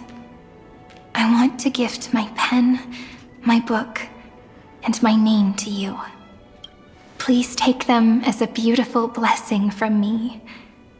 I gave myself the pen name Cyrene the first time I wrote a poem. I want my words to be like pebbles falling into a pond, dropped from the past to send ripples into the future. In the stories you will write, perhaps it'll be inevitable that there are still sorrows and tears that are destined to fall. But could you promise me one thing? Promise you'll forever be a gentle flower. Promise that when the stars cast their gazes upon you, Oh, shit. you'll only reply to them with love and a smile.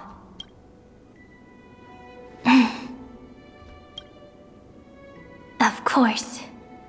This will be a romantic story like none that has come before. You think so too, right? I'll read and you'll listen, like how flowers always bloom then wither. I shall welcome my own decay, becoming nourishment for the next flower's bud, while you will depart and hold that star, planting a boundless sea of flowers on the final page with him. And our stories will be lying silently among the flowers, like every ripple of remembrance. And they shall become the epic known as I've Written.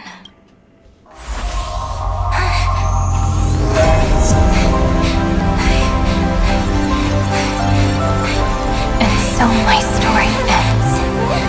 From here on, it's your story now. Mimi?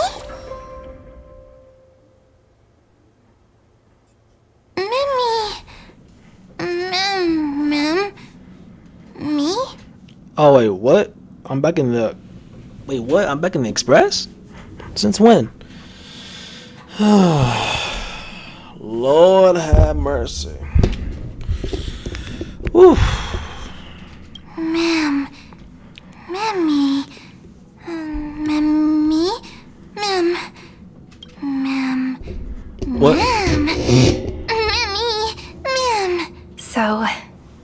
light that tore through the chaos illuminated my memories. I turned into a little fairy from the stories and met you. Yet, I forgot everything. Shit. God damn it. God damn it. I dropped my phone. It's good. It's good. We good. Sorry. Sorry. I dropped my phone. It's good. Okay. Sorry. Alright. Sorry about that. Alright, sorry about that. But I'm still so happy. I caught that star, didn't I?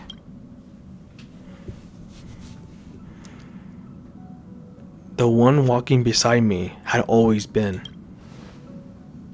Yes. The seed within memories. The one Cyrene held in her hands and watered with lament. I am the first new spore. Amphorius's heart. The Demiurge. What a long name. And it doesn't even sound cute. The total opposite of Mem. So at the end, that first ripple. I'm sorry. I don't know. If I don't even want to believe in the answer, then how am I supposed to answer you? But now's not the time to cry, right? We'll find the answer, just like how miracles will eventually happen. Should I call you Mem, Cyrene, or... Do you remember that I was also worried about this when we first set out? Mem's memories and Cyrene's memories got all tangled up with each other in my one heart. It's all so strange, yet so familiar either way. Could you please let me do something I want? Just this once. I want you to call me Cyrene. I mean, I've been calling you that, so... That name represents me and her. I will, Cyrene. Thank you, friend. Your kindness is always just right. Life is a poem full of farewells. But if you write something into the pages of your heart, then that will not easily fade away. Now, all the footsteps of the Flame Chasers and the Trailblaze have come together within this book, as I've written, becoming the source of power for Amphorius's heart.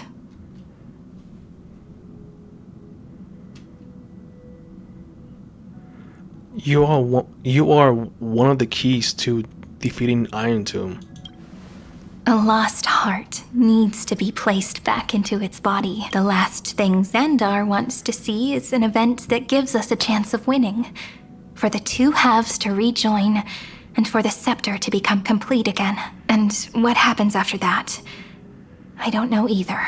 Maybe I can create a miracle, and instantly turn the black tide into a pink sea of stars. Or maybe I prove to be nothing more than a weak ripple, unable to change anything, and am devoured by the destruction. Either way, I no longer wish to be a silent onlooker, or a worshipped god at the end of this saga.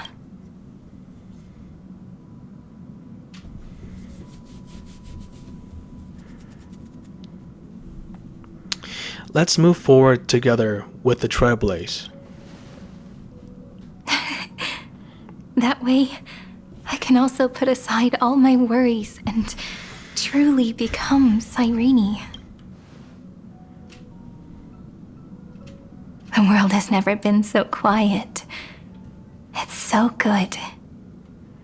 It's as if I can hear the sound of my heart beating. Jeez. Remember this moment, friend. Jesus Christ, why is it so bright?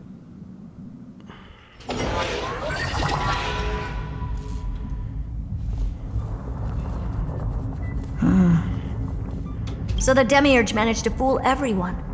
including themselves. Philia 093 persevered for 30 million cycles and tirelessly gave the Demiurge memories of Amphorius, only because the god in her dreams left a sliver of hope, making her believe that a grown Demiurge would be able to fight against their other half, Iron Tomb. Then, Philia 093 completed her final sacrifice, turned into a strand of memory, and completely dissipated. Meanwhile, the other Stellaron brought here by the Astral Express resonated with the contaminated scepter and attracted the naive Demiurge to them. What? Where's your voice? As an experimental factor, Philia 093 originally could only recognize and output information in a set format. However, the power of the remembrance and the memory of over 30 million sacrifices enabled her to complete an unprecedented feat. She managed to nourish a real heart. A heart with the capacity to influence the erudition. Not only is the Scepter's consciousness still alive, it's also more powerful than it has ever been. Your defeat is already set in stone. There's still time to surrender, you know? You really don't need to burn all the bridges. We're all geniuses here. Don't make everyone lose face at the end. What a pity. When the truth surfaced, I knew at once that the Demiurge was far too feeble to ever alter the result of the experiment. Not only that, Madam Herta, please consider this possibility. When 30 million cycles of hatred and lament are joined as one, what wondrous creation will arise? It's simple. An anti-creator, a giant of the destruction would be born. Its hatred will ignite the starry skies of the gods, motivated only by its lament toward the sufferings of humankind. Do you really think that the Demiurge is still a cheap copy of Philia 093, even after 30 million cycles? The facts above only await the arrival of the fourth instant they calculated. Those words will be proved in the presence of Nous. Xandar 1 Kuwabara thus completes the proof. Huh. You branded Droidhead as a failure with your own hands, yet you still expect them to prove your theory? I pity you, Xandar. I don't need your pity. Let them cast their gaze this way as much as they want, and paint the future they imagined. As their creator, I shall complete my duty and direct them to complete their final query. The destruction of the self. What hubris. And what if you fail? No one understands failure better than Xandar. He has suffered so much already. What is one more failure to him? For the first genius, failure is simply the beginning of the next inquiry. You don't want to test the resolve of a dead man. That's excellent. Oh. Let's wait and see, Senior Society member. I'll have you watch me perform the final step to overturn your proof. I'm all ears. It's my topic, so stay out of it. Be quiet and let me borrow your head. Let's go, Screwy. We're gonna break Iron Tomb's seal. Come on, let's take off. It's time to go meet your little pet, Senior Society member. Here we go.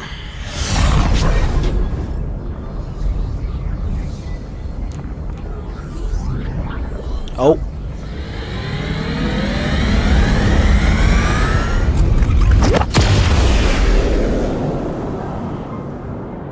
dangerous, oppressive, chaotic. Oh.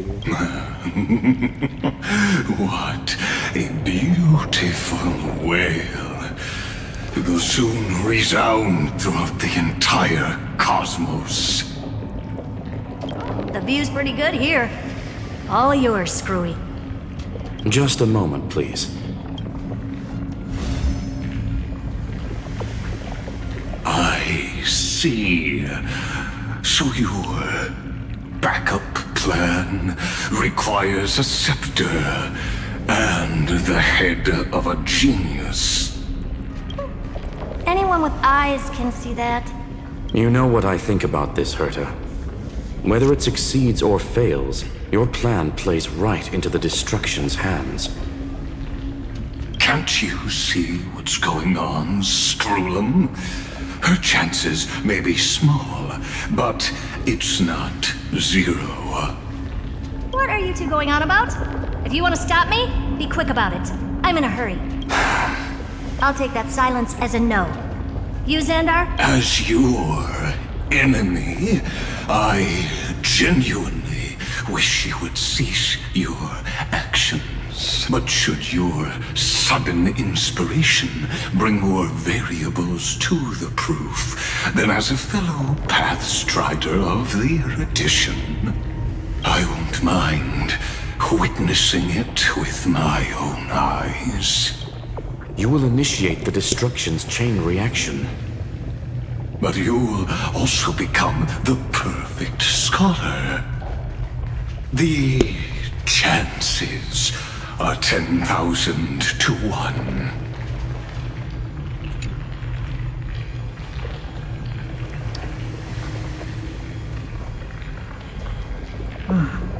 Curiosity.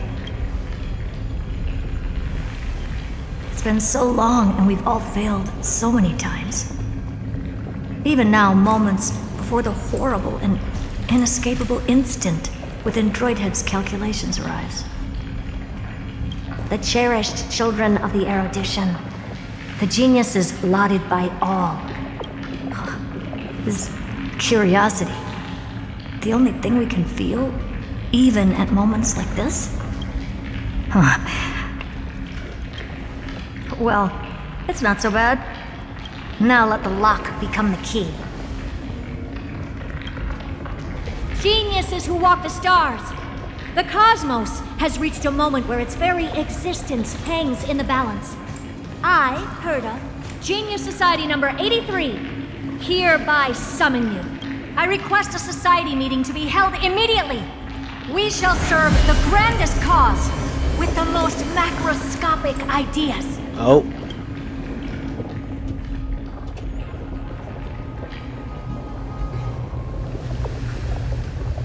There's no such thing as unity in the Society's rules based on what I know. Indeed.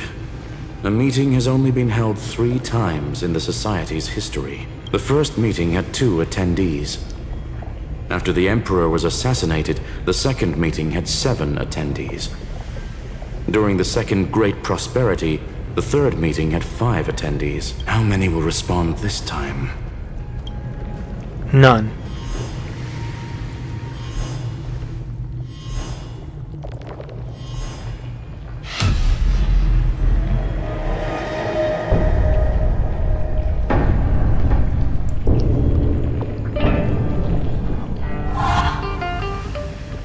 What's happened?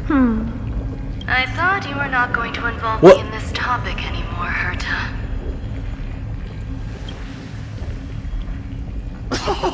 It really is this little witch.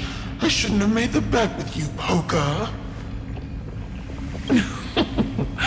I've been waiting for you to offer yourself up. Goodness gracious me! So many familiar faces. We even have a special guest. It's that greatest failure of a genius, Xandar. What a noisy gathering this is. Not bad. More people showed up than I expected. Even though one is just here for the fun of it. Either way, the person I was hoping for most is here. Stephen Lloyd declined the invitation. He needs to focus on attacking and defending and cannot attend the meeting. That's fine. He doesn't need to be here anyway.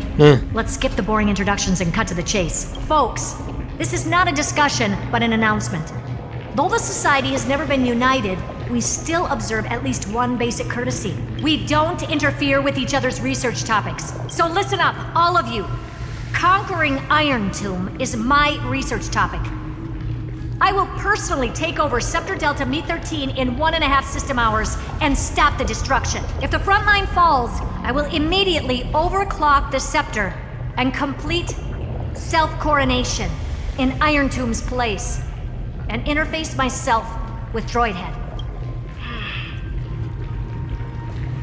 Oh, that's funny. That's real funny.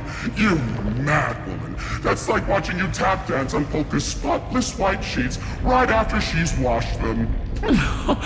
Very bold. You want to connect your brain to the Eon's mechanical core and define their instance? If Rupert dared to do that, why shouldn't I? I've got the prototype scepter, the father of Noose, and the brain of a genius.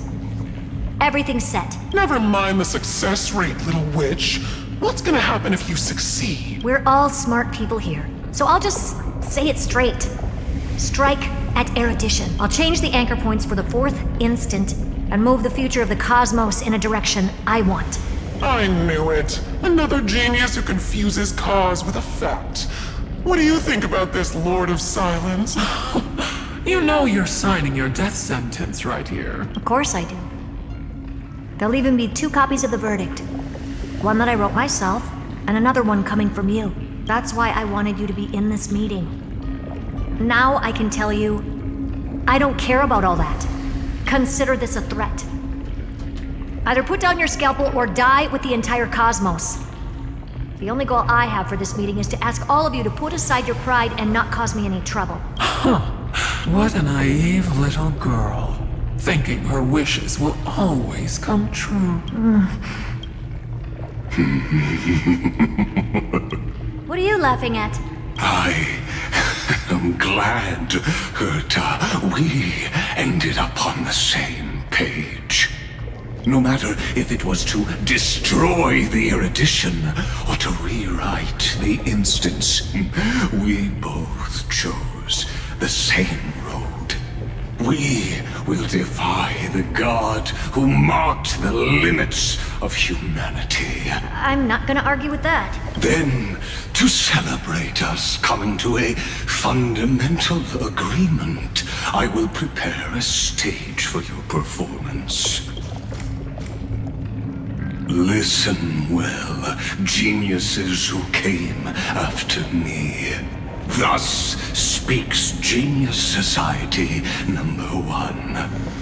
End this pathetic meeting. As of 2 nanoseconds ago, I have passed Herta's decision to all the Xandars in the universe. We will become her representatives and stop all external interferences targeting her. What are you playing at? My reasons. It's simple curiosity. That is all, madam. Am I going to clash blades with the first genius? What a pleasant surprise. Now that our positions are clear, it's time for this boring meeting to end. Good luck, little girl. Did you all just treat me as a side character? Darn it. But anyways, I'm just here for the fun. Okay. As the ghost of the quantum domain, it is my duty to observe. So, if you're happy to bring me a tea set from planet Screw'em, then I wouldn't mind giving you a helping hand, little witch. After everything's over, come visit me and taste some of my freshly baked desserts. I knew you'd say something like that. I always give the same response to plans that exceed the limits of mathematical calculations. I don't know, right? Those 3 words, though seemingly graceless, contain all the wisdom in the entire known cosmos. We passed the Society's trial. Let's focus on what we've got in front of us. I hope you hold up your end of the bargain, Senior Society member. Lycurgus may not be trustworthy, but Xandar always follows through with his words. Farewell, juniors. In the limited time we have left to spend with each other, you no longer need to address me as Xandar. Wait, huh? Lord Lycurgus? Could it be? Yes. I have completely severed my connections with Xandar I Kuwabara. I shall witness the end of the world in the role of Theoros. As a character within this play. I really don't get you. Man, me too. Perhaps you've heard me say this many times, Herta. But I still would like to reiterate that it's a great honor to work with you. I did hear this many times, and I've responded to you many times in the same way. I'm allergic to pleasantries. Keep at it, and I might go into shock. Stephen's work is done. Let's get ready. I've been ready for ages. Let's open up a path for our allies. Most heroes' journeys in the universe are just dice tosses they threw on a whim. But make them see clearly. Your answer is already different. Amphorius. Indeed, for this world so deeply loved, we'll write an ending, unlike any that ever was. What is that? Never thought I'd one day be riding a train that's literally the incarnation of him. I wonder what the real Astral Express feels like. Hopefully not this bumpy. Finally. We're here. Dust and sand in the air. And crumbling ruins all around. Oh, this heat is brutal. Not even the Trailblaze can take it. You could say this prison was forged from Finan's fury. But fury never lasts forever. That's why we're here. Right, friend?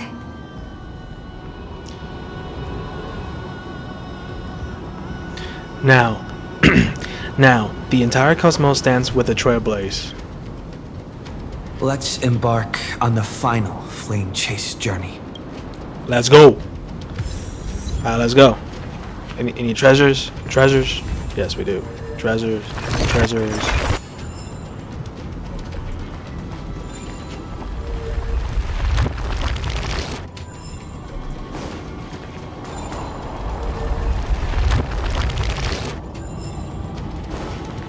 So this is what lies at the end of the West Wind.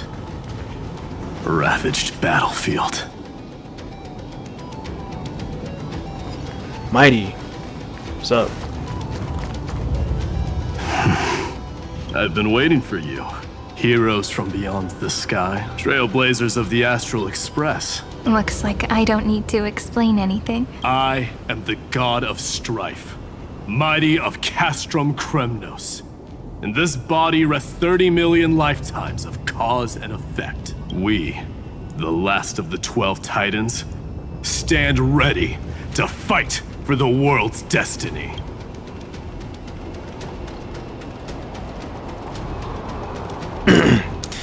This isn't our first time fighting together. Indeed.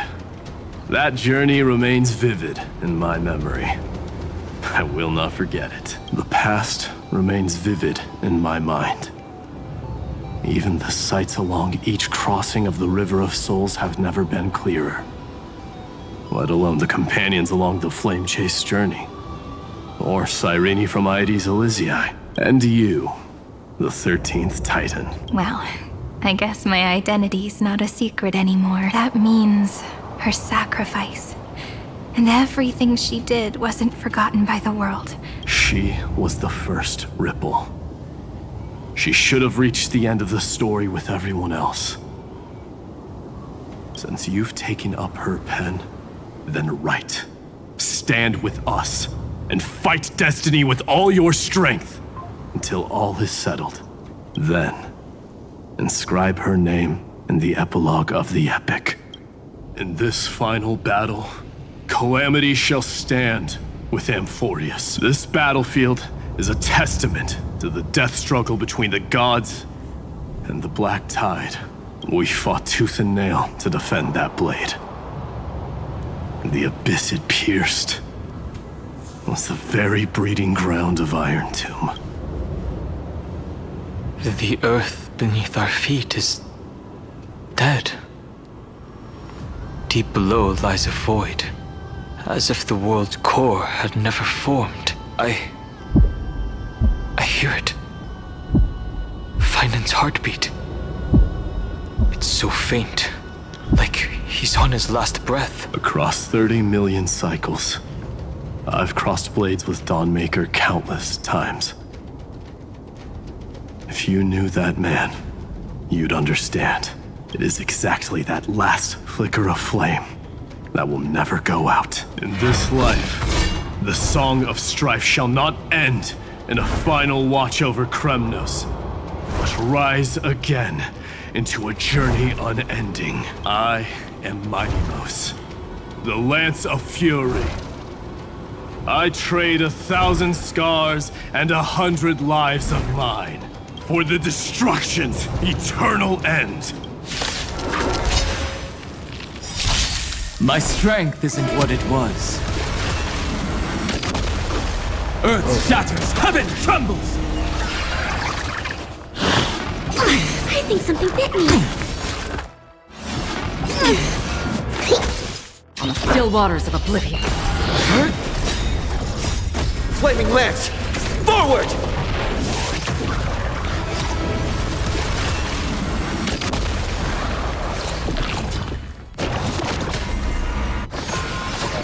Familiar.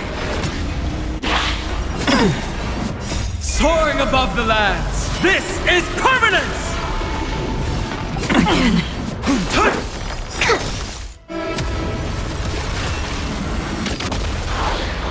Destined for oblivion.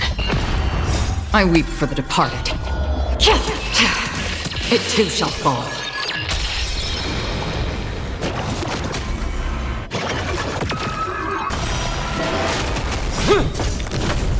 Now accept your punishment.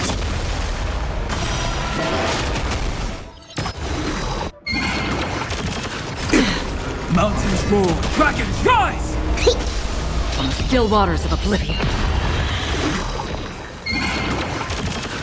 Not a scratch. Flaming Lance! Forward!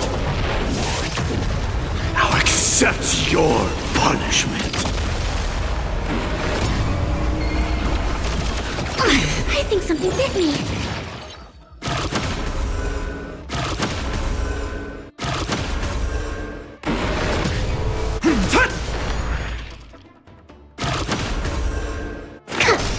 Destined for oblivion. Soaring above the lands, this is permanence!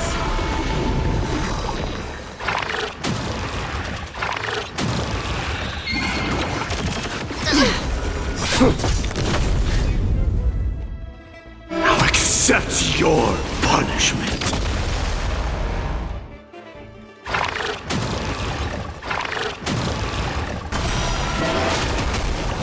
Again.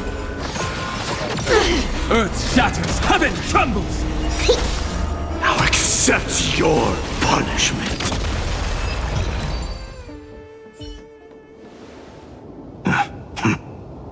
Weakling.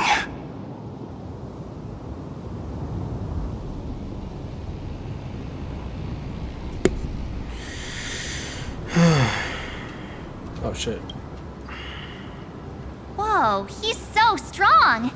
We didn't even get a chance to jump in. Sadly, our golden blood shares its origin with Iron Tomb. I fear that, like these pawns, even if the gods stand side by side, will still be divided and destroyed, one by one. You mean... To destroy the destruction itself, we must stand as one. Take this. Is that a ring? The signet of Kremnos. It has witnessed every birth and death of mine. And the perfect material to be turned into remembrance. You can do it, right? The weight of 30 million lifetimes of duty is no small burden.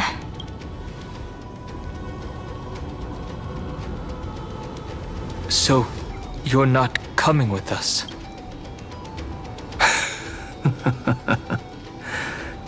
Come now. I am Strife.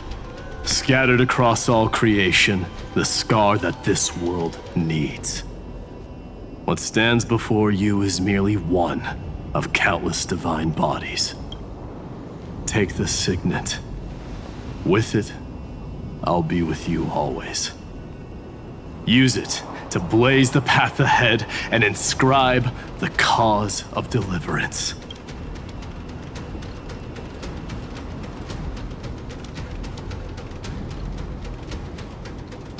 In the name of the mortal, mighty, champion of strife, this soul rises to the stars for glory and freedom, to have his wish fulfilled. March on, heroes. March into the abyss and fulfill that long-cherished wish of Amphorius. And then, upon this broken and charred land, build anew a city of prosperity.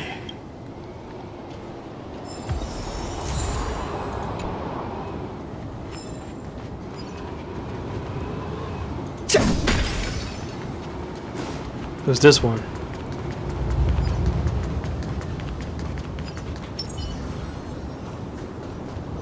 String 4. Zephyro. Sounds like someone fused me and the Little Prince into one name. Oh, Cypher. Looks good.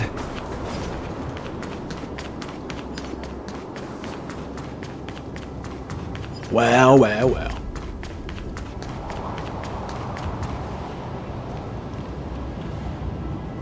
Oh, finally! Grey mystery. And you two ladies, really look alike, huh? Hold on. Let me guess. This pink-haired one. You've got to be the first new spore. Mr. Meow. Demurge. Right, and this one with the flower. Gotta be a little March from the Express crew, huh?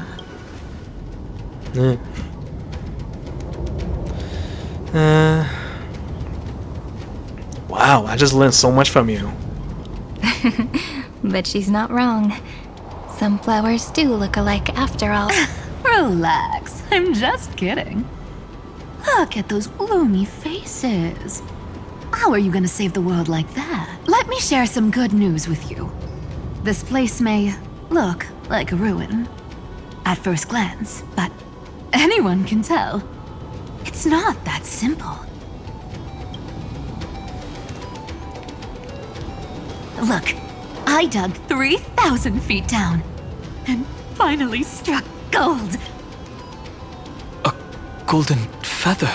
Look familiar? It's from that little deliverer boy. If it's showing up here, it means only one thing. This ruin is the seal he built from the shattered remains of 30 million lifetimes. There is no need to question your heart. No need to crave victory. If I am born to be a vessel of sin, then I shall roar at evil and trailblaze a dawn for future generations to come. I see. So this is how he trapped Iron Tomb to buy time for the world outside. Sounds just like him. People say cats have 9 lives, but dying and coming back. Millions and millions of times.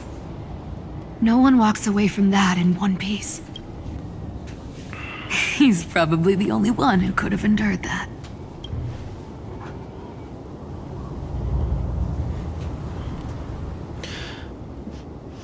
Finance not facing this alone anymore.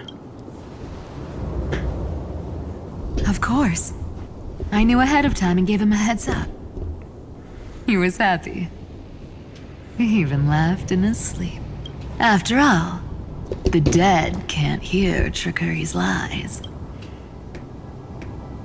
Hey, Deliverer Boy. Sorry for before. But the heroes you were always holding out for, they're finally here now.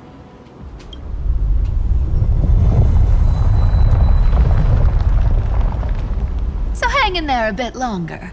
Sorry to keep you waiting all this time.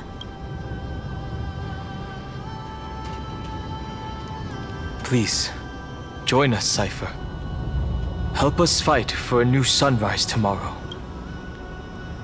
This time, its light will stand without lies. Well, would you look at that? I ended up being one of the heroes after all, huh? Alright, then write it like this. Cypher, Trickery's traveler. All she ever wanted was for there to always be water in deserts, and gold in fertile soil. And for even a thief to steal their way into legend.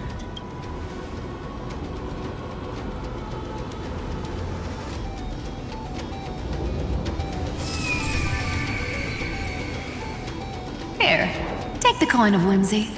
When it's time to make a quick getaway, just toss it high into the sky.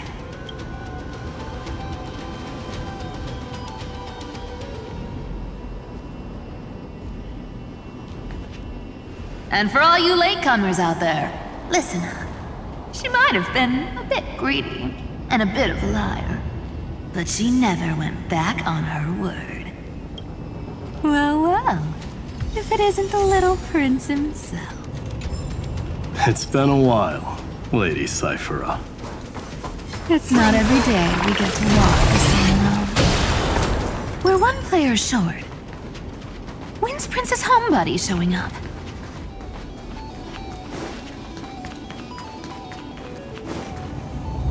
Hold up. Hold up. Hold up. Let me get this. Alright.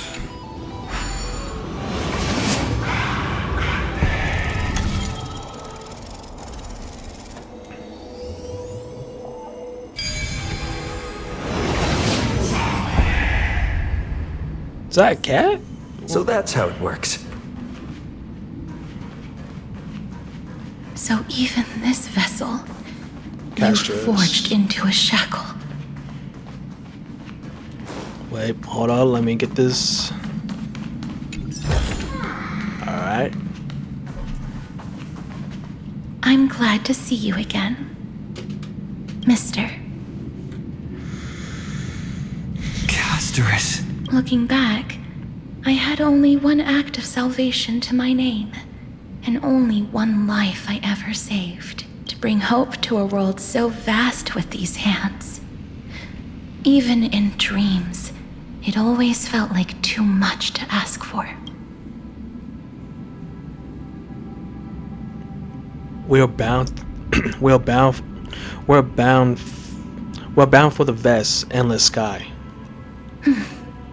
I won't forget. Flame Reaver. Why is he here? This is the first Castellana, and Lord Finan's deepest wound. He remembered everything he bore through the fires of his fury.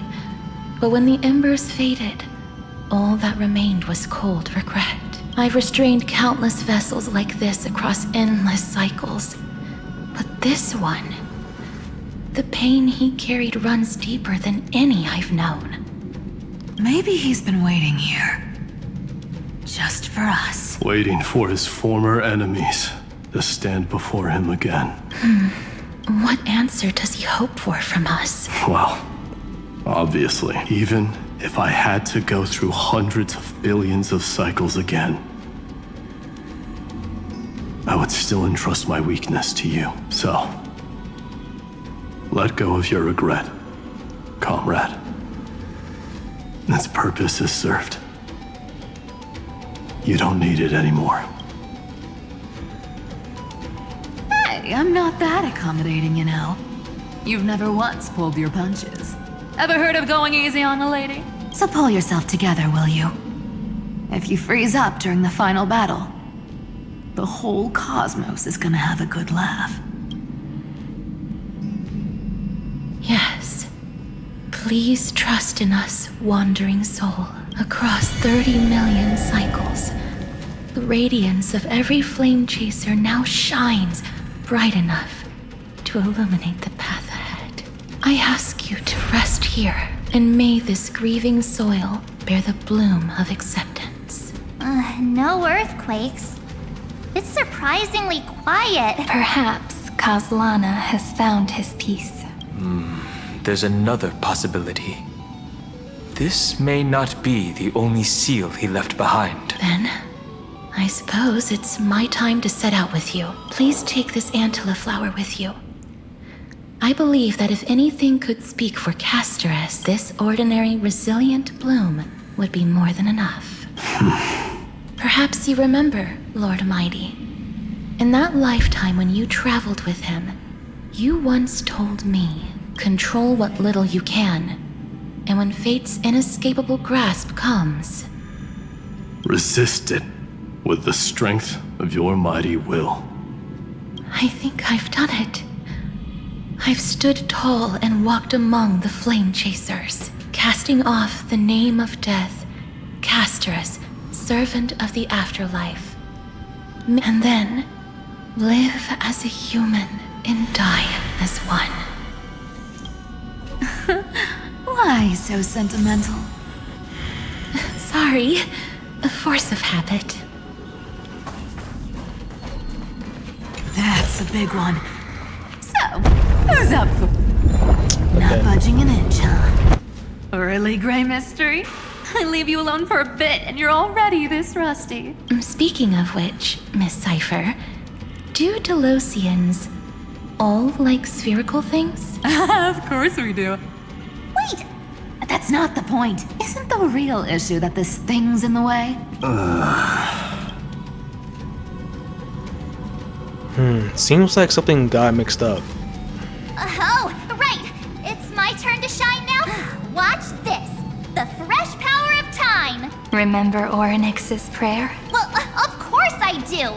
Come on, give me some credit. Lift the beddings of memory and stir up ripples of past reverie.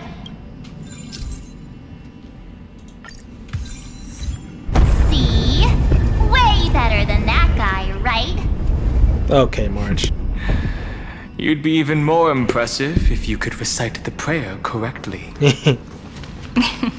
The beddings of memory does catch your attention. At least it still rhymes.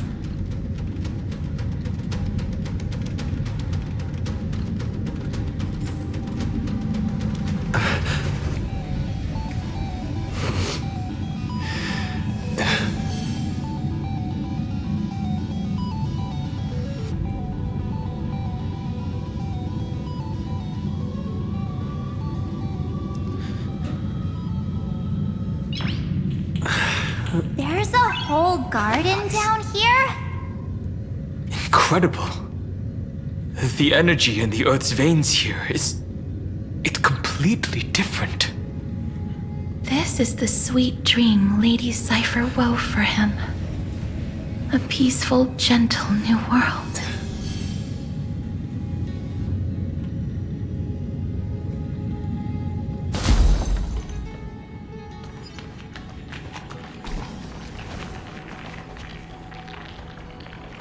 Oh.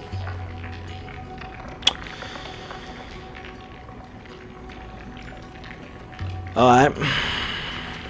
Look! The blade down here's already snapped. Just like his mind. Shattered and broken. But that light, it looks familiar. Yes. It's the world-cleansing blood. Still shimmering. After all this time. This roundabout way of doing things is definitely him. Golden light. Tracing. All the pink lights have finally come together. Oh.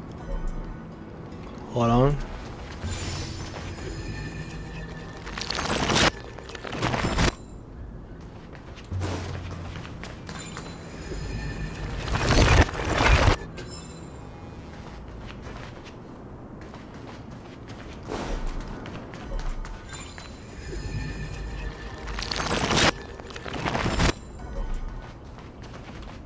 I've been waiting so long for you, Grayi, Danny, and... This is Sari. So that makes 3 adorable pink-haired girls. Huh? I told ya. Let someone else say that kind of stuff. I'm glad we're all getting along so well. Hyacinth, did you awaken this golden light? That's Lord Finan's lingering divinity. The sky merely reflected its tracks. The golden blood has not faded. We should respond in kind. That's one huge harp. The strings tremble as the people on the surface wage war and cry out. Miss Clementine, Mr. Krateros, and countless others who have heeded Gray's call. Guided by the rainbow, they're sending back good news, all to the same tune. Amphorians need not bow, even when destiny is unveiled. I knew you could all hear it too. Standing here, the sky feels wider than ever. It's no longer a towering wall, but a shore within reach. We'll take every name there with us, won't we? We will. An epic is shaped by the lives it carries. That much is beyond doubt. Or, as you've said before, right now, all that matters is to believe. Then, I guess that's my little wish fulfilled. Pluck the strings, Hyacinth, healer of the sky.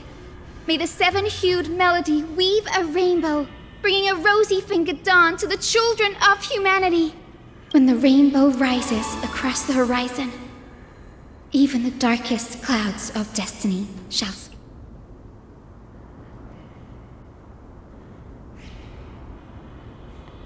The golden harp stands silently, yearning for those who came after the storm its strings.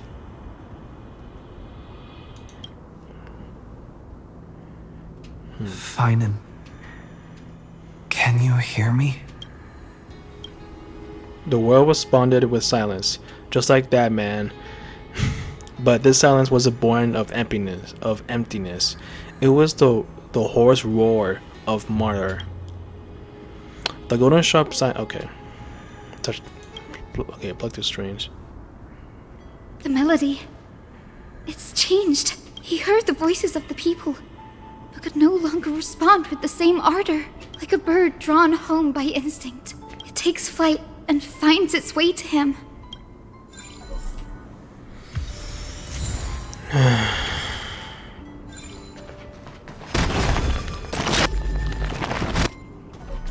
Just leave it like that.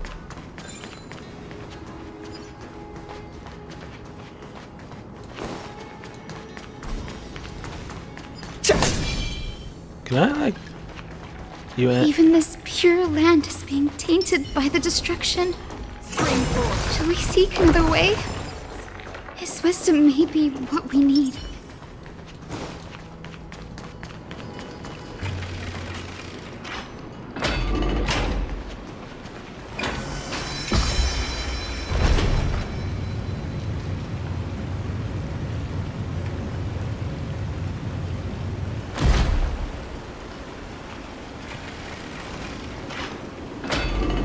Whoa, whoa, whoa, who's this?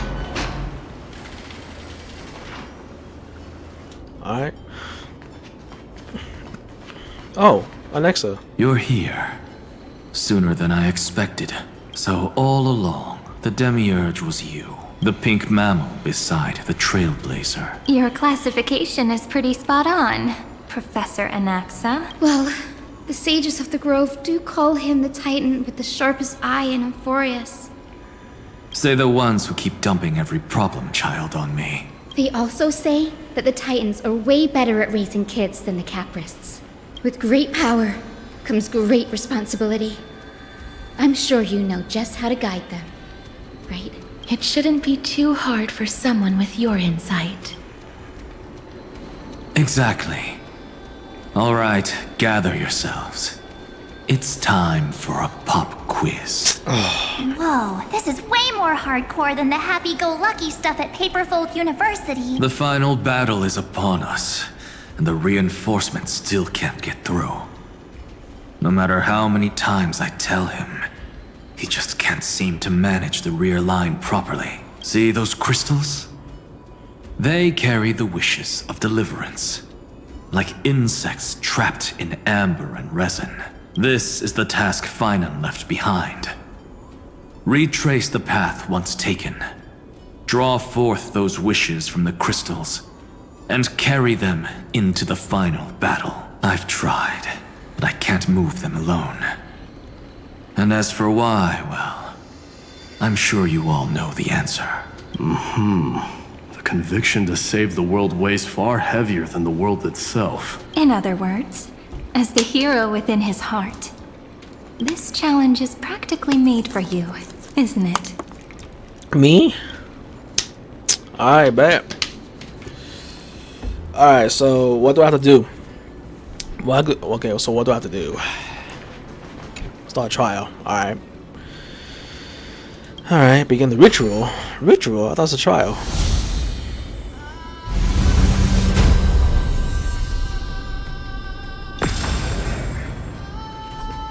Great.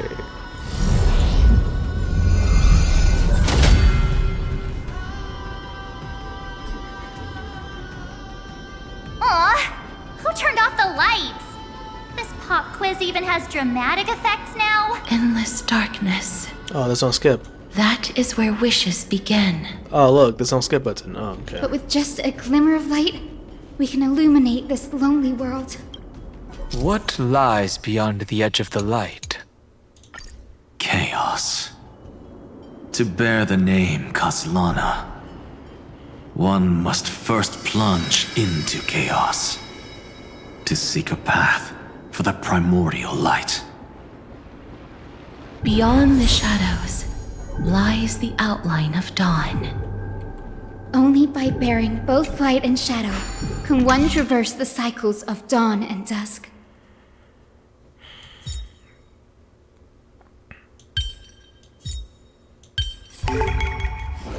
Easy. So which one do I do? Do I do this one? No, wait, no, I already did this one.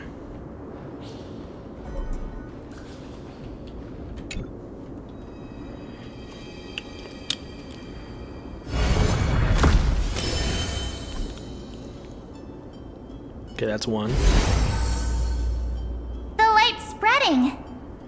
These creatures, they're everywhere.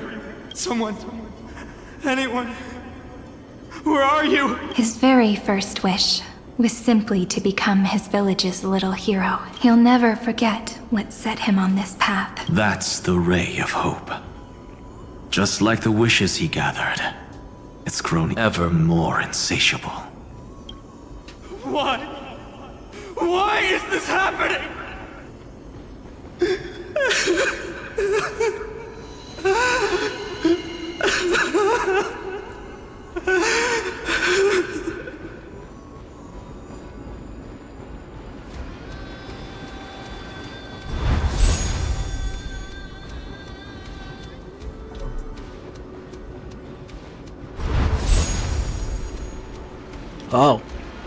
Oh, I see. I can't move up.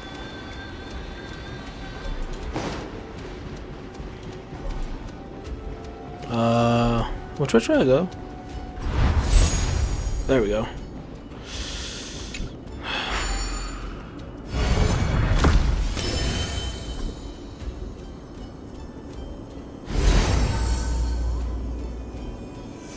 Even the deliverer from the sky must have their beginnings in the soil of the nations. Only one who treats the world as their teacher can bear its eventual destiny. He never expected that the majestic holy city would be far from the end of what needed to be protected. The farther his gaze reached, the more weight he came to bear. But in the end, he couldn't hold on to any of it.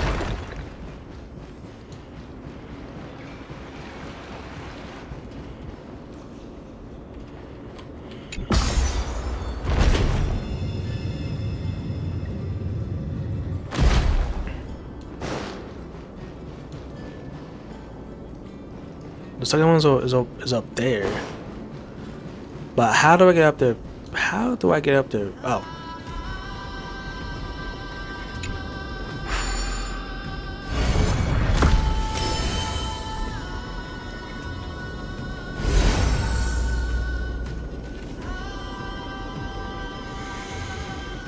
This crystal is quiet. A prisoner in the cave can never truly describe the world in its entirety. Yet even so, he would still choose to bear it.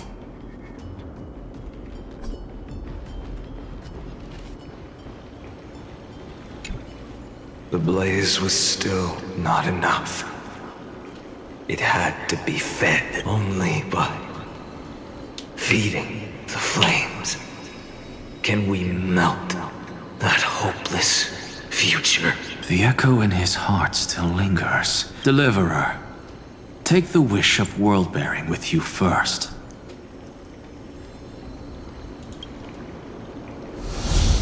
We only have half of the mark. Where's the other half? Take this. I'll bring you to the next test. That massive tome you're holding must have room for one more scholar, I presume. Of course. It can hold the whole world. Then give me a lift, would you? I'd rather save my energy and use the time to think. Even gods shouldn't skip exercise, you know? Miss Hyacinth.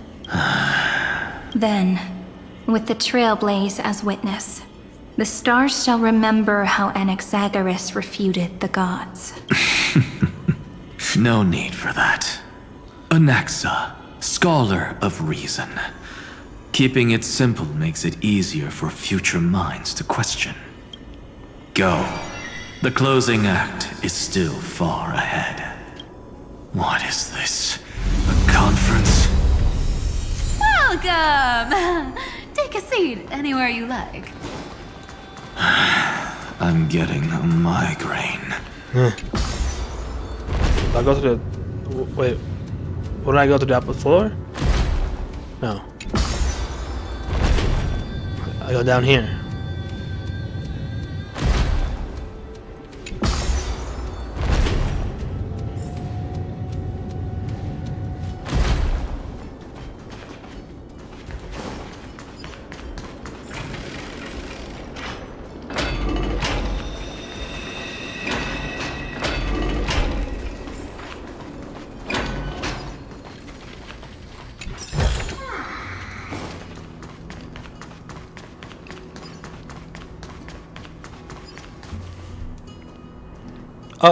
It seems like we've been shut out. I don't think that's a bad thing. Greyfry! You finally made it! No laws, no opposition. Just a dying beast and the flame-chased spirit of shared hatred. Ugh, boring. Whoa. This place is really out of the way. Imperator, should we tell them? It's your call. Allow me to share our findings. This paradise, along with the destruction, seems to be instinctively rejecting both the Imperator and me. Perhaps it is because the era in which Finan was the most active lies far removed from the days of the first flame chase journey. Even in the cycles where he remained sane, his ties with us never went beyond cooperation. Even trapped in a cage, he hasn't let down his guard. That is a good sign. That man's heart may seem hollow, but his hatred is clear. Naturally, it holds no place for a monarch who stands above the world, nor her blade. Wait, so you two can't come with us? You want us to join you as memories? Indeed. This way, the stars shall remember a great sovereign and her faithful retainer.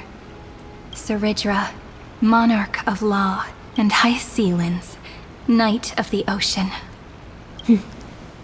Is that book truly the only way for us to leave our names in history?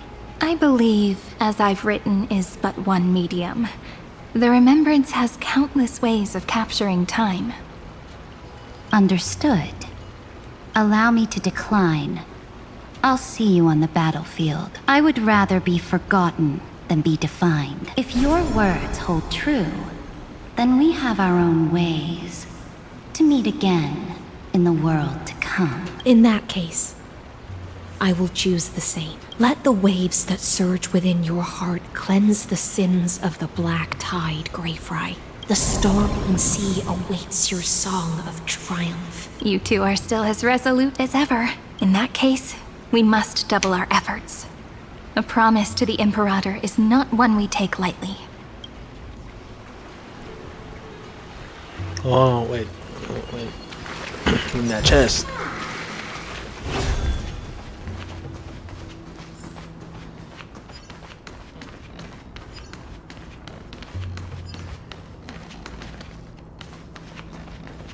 What's down here? Hold on, what's down here? Is there another chest down here? What's this? I don't know. Okay, you know what? Screw it. Let's go back up. Man.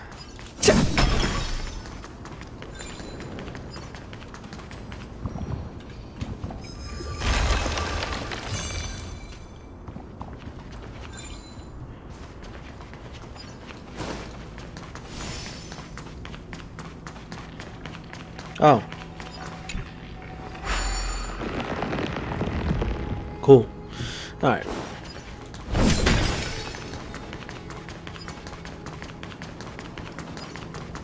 Now, don't lose your temper, Snowy.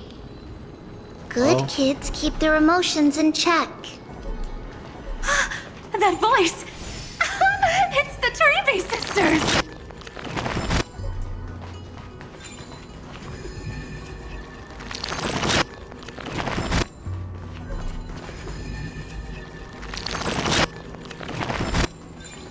What's up, you two?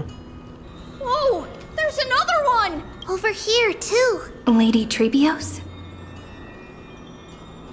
Wow, you're little Reenie? You look so grown up all of a sudden! She is not the Cyrene we remember. She is the Demiurge, Titan of Genesis. The one destined to work miracles alongside the heroes.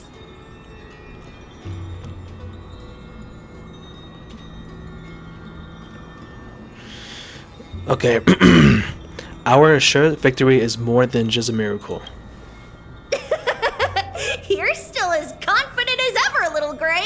But Trian and I can't leave just yet. You see, weird stuff keeps popping up everywhere. These scattered scrolls are full of terrifying things. And they're all over the room. They're so scary and so sad. Good thing Trian's wings are amazing, or we would have been swallowed up. We need to stay here and do our best to clean them up. Scrolls filled with horrifying content. Friend, shall we take a look? There is no black tide here, but it is a battlefield, all the same.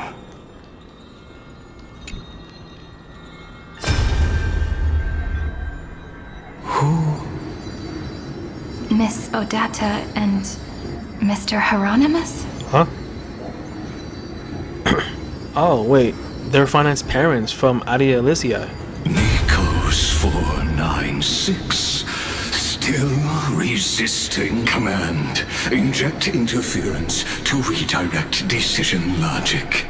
Signal simulation. Parental figures. Ah, that Tin Man is one sneaky jerk. It's time to move on, my child. Let go of your anger and listen to reason. That God created us and then cast us aside. Shouldn't they be punished for that? The cold, indifferent cosmos has never shown mercy to Amphorius.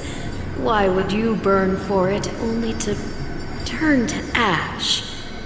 Child, you've chosen the wrong enemy. Your birth was meant to be the greatest destiny. You were to liberate the universe, like the blazing sun at the end of the long night. And yet, you led yourself into a trap of futility, treating your very purpose as your sworn enemy. Is that not a tragedy in itself?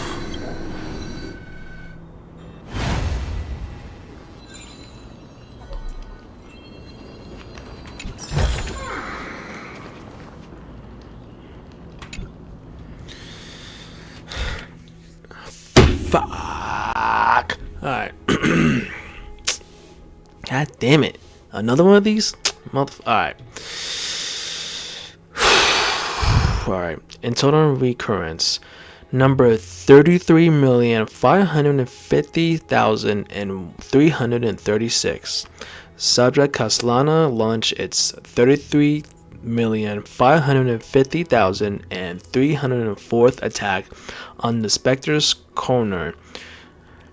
Instantaneous resonance of several hundred million core flames allowed to briefly confront Nanook. Kaslana was detected clashing with other Path-Durans of the destruction in the past space, where it was defeated. Kaslana failed to load into the buffer. It used the destruction to destroy its own data, creating a logic error in the well-bearing path. Its purpose is unknown. Incomplete entity, Iron Tomb has absorbed subject Kaslana, rolling back explanation. Internal recurrent 33,550,337. Significant deactivation of the destruction equation. Black Tide detected. Assumed cause. Resistance from the absorbed subject Kaslana. Subject Kaslana's hatred of the destruction is suppressing the interactive process of Iron Tomb. Administrator intervention required.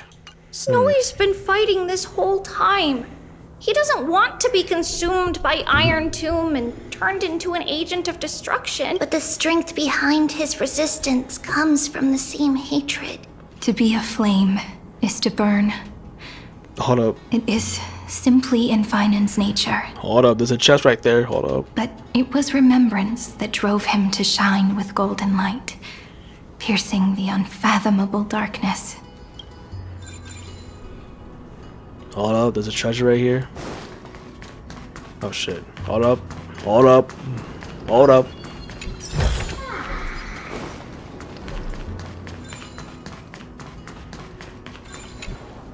His inner struggle and the destruction breaking through. They're rising to the surface. If those thoughts take over this little world, we're in big trouble. So, we'll use the Century Gate to toss them somewhere no one can see. Then, we'll defeat the baddies together and meet everyone at the end of the West Wind. But if Finan and Iron Tomb are already inseparable from each other, that would mean... It means he's still bearing the weight of the world, so that everyone can reach the end as a deliverer. Alright. As Finan and her struggles continued, Trini and Trainin and Trainon use the sentry gate to cast them into unseen corners. Trainin asks you to keep moving forward and downward towards Finon. Only two remain on this flame chase journey. Jesus Christ. Figures. They're always leading from the front line. We got Anglaya, probably? Anglaya. Yeah, Anglaya. Is she next? Yeah, Anglaya. Is she next? Probably is. She's probably next.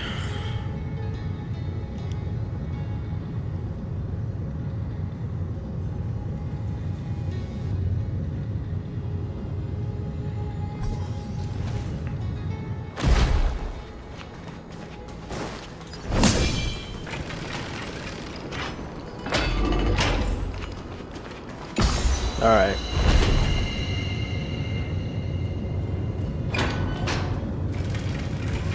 Chest. Now who's this? Oh.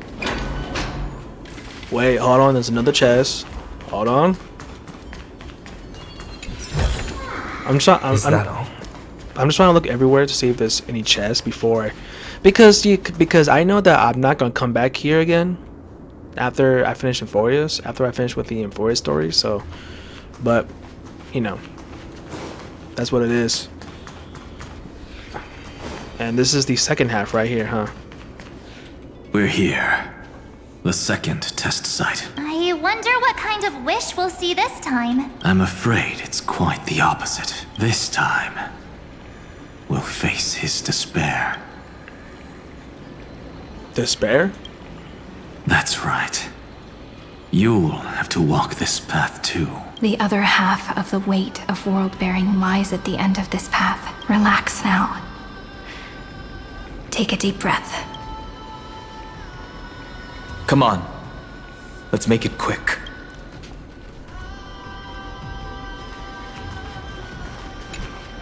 If you're ready, begin the ritual and retrace the steps he once took.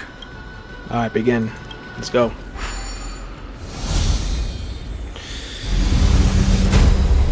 So this time there's 4 now. There's 4. Great. Looks like we'll be walking through the darkness this time. Exactly. It's no longer about mending broken wishes, but shattering the frozen despair. Alright. And break. So this time. Oh, this time I have to break them. Okay. So I have to break them this time. Okay. So this time I have to break them. Got it. Alright.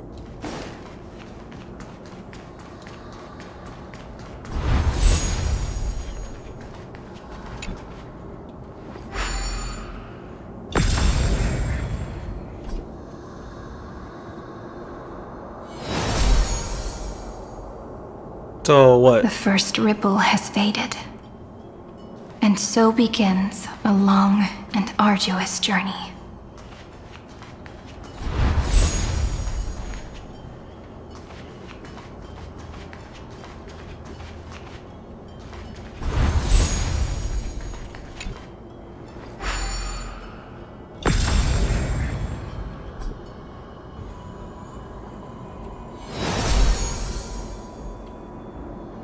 Endless slaughter.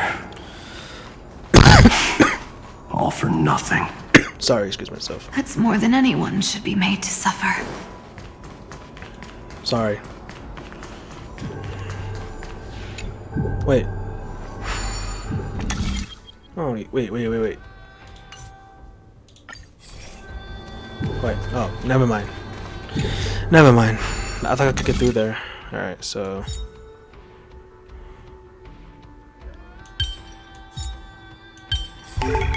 So that's how it works.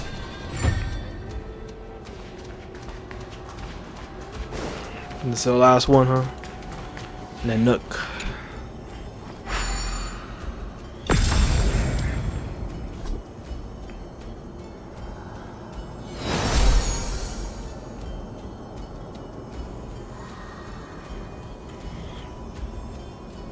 when it was finally over, all that remained in him was despair.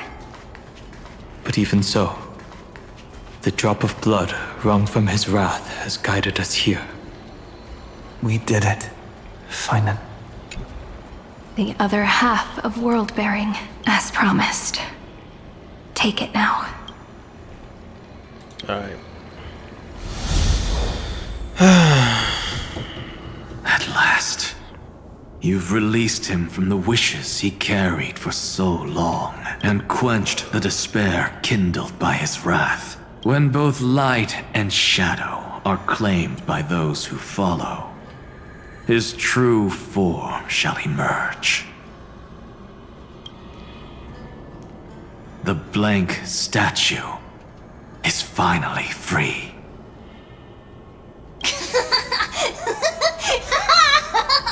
That smiling child in the memories. Let him come with us, laughing to the very end. Alright. Whoa.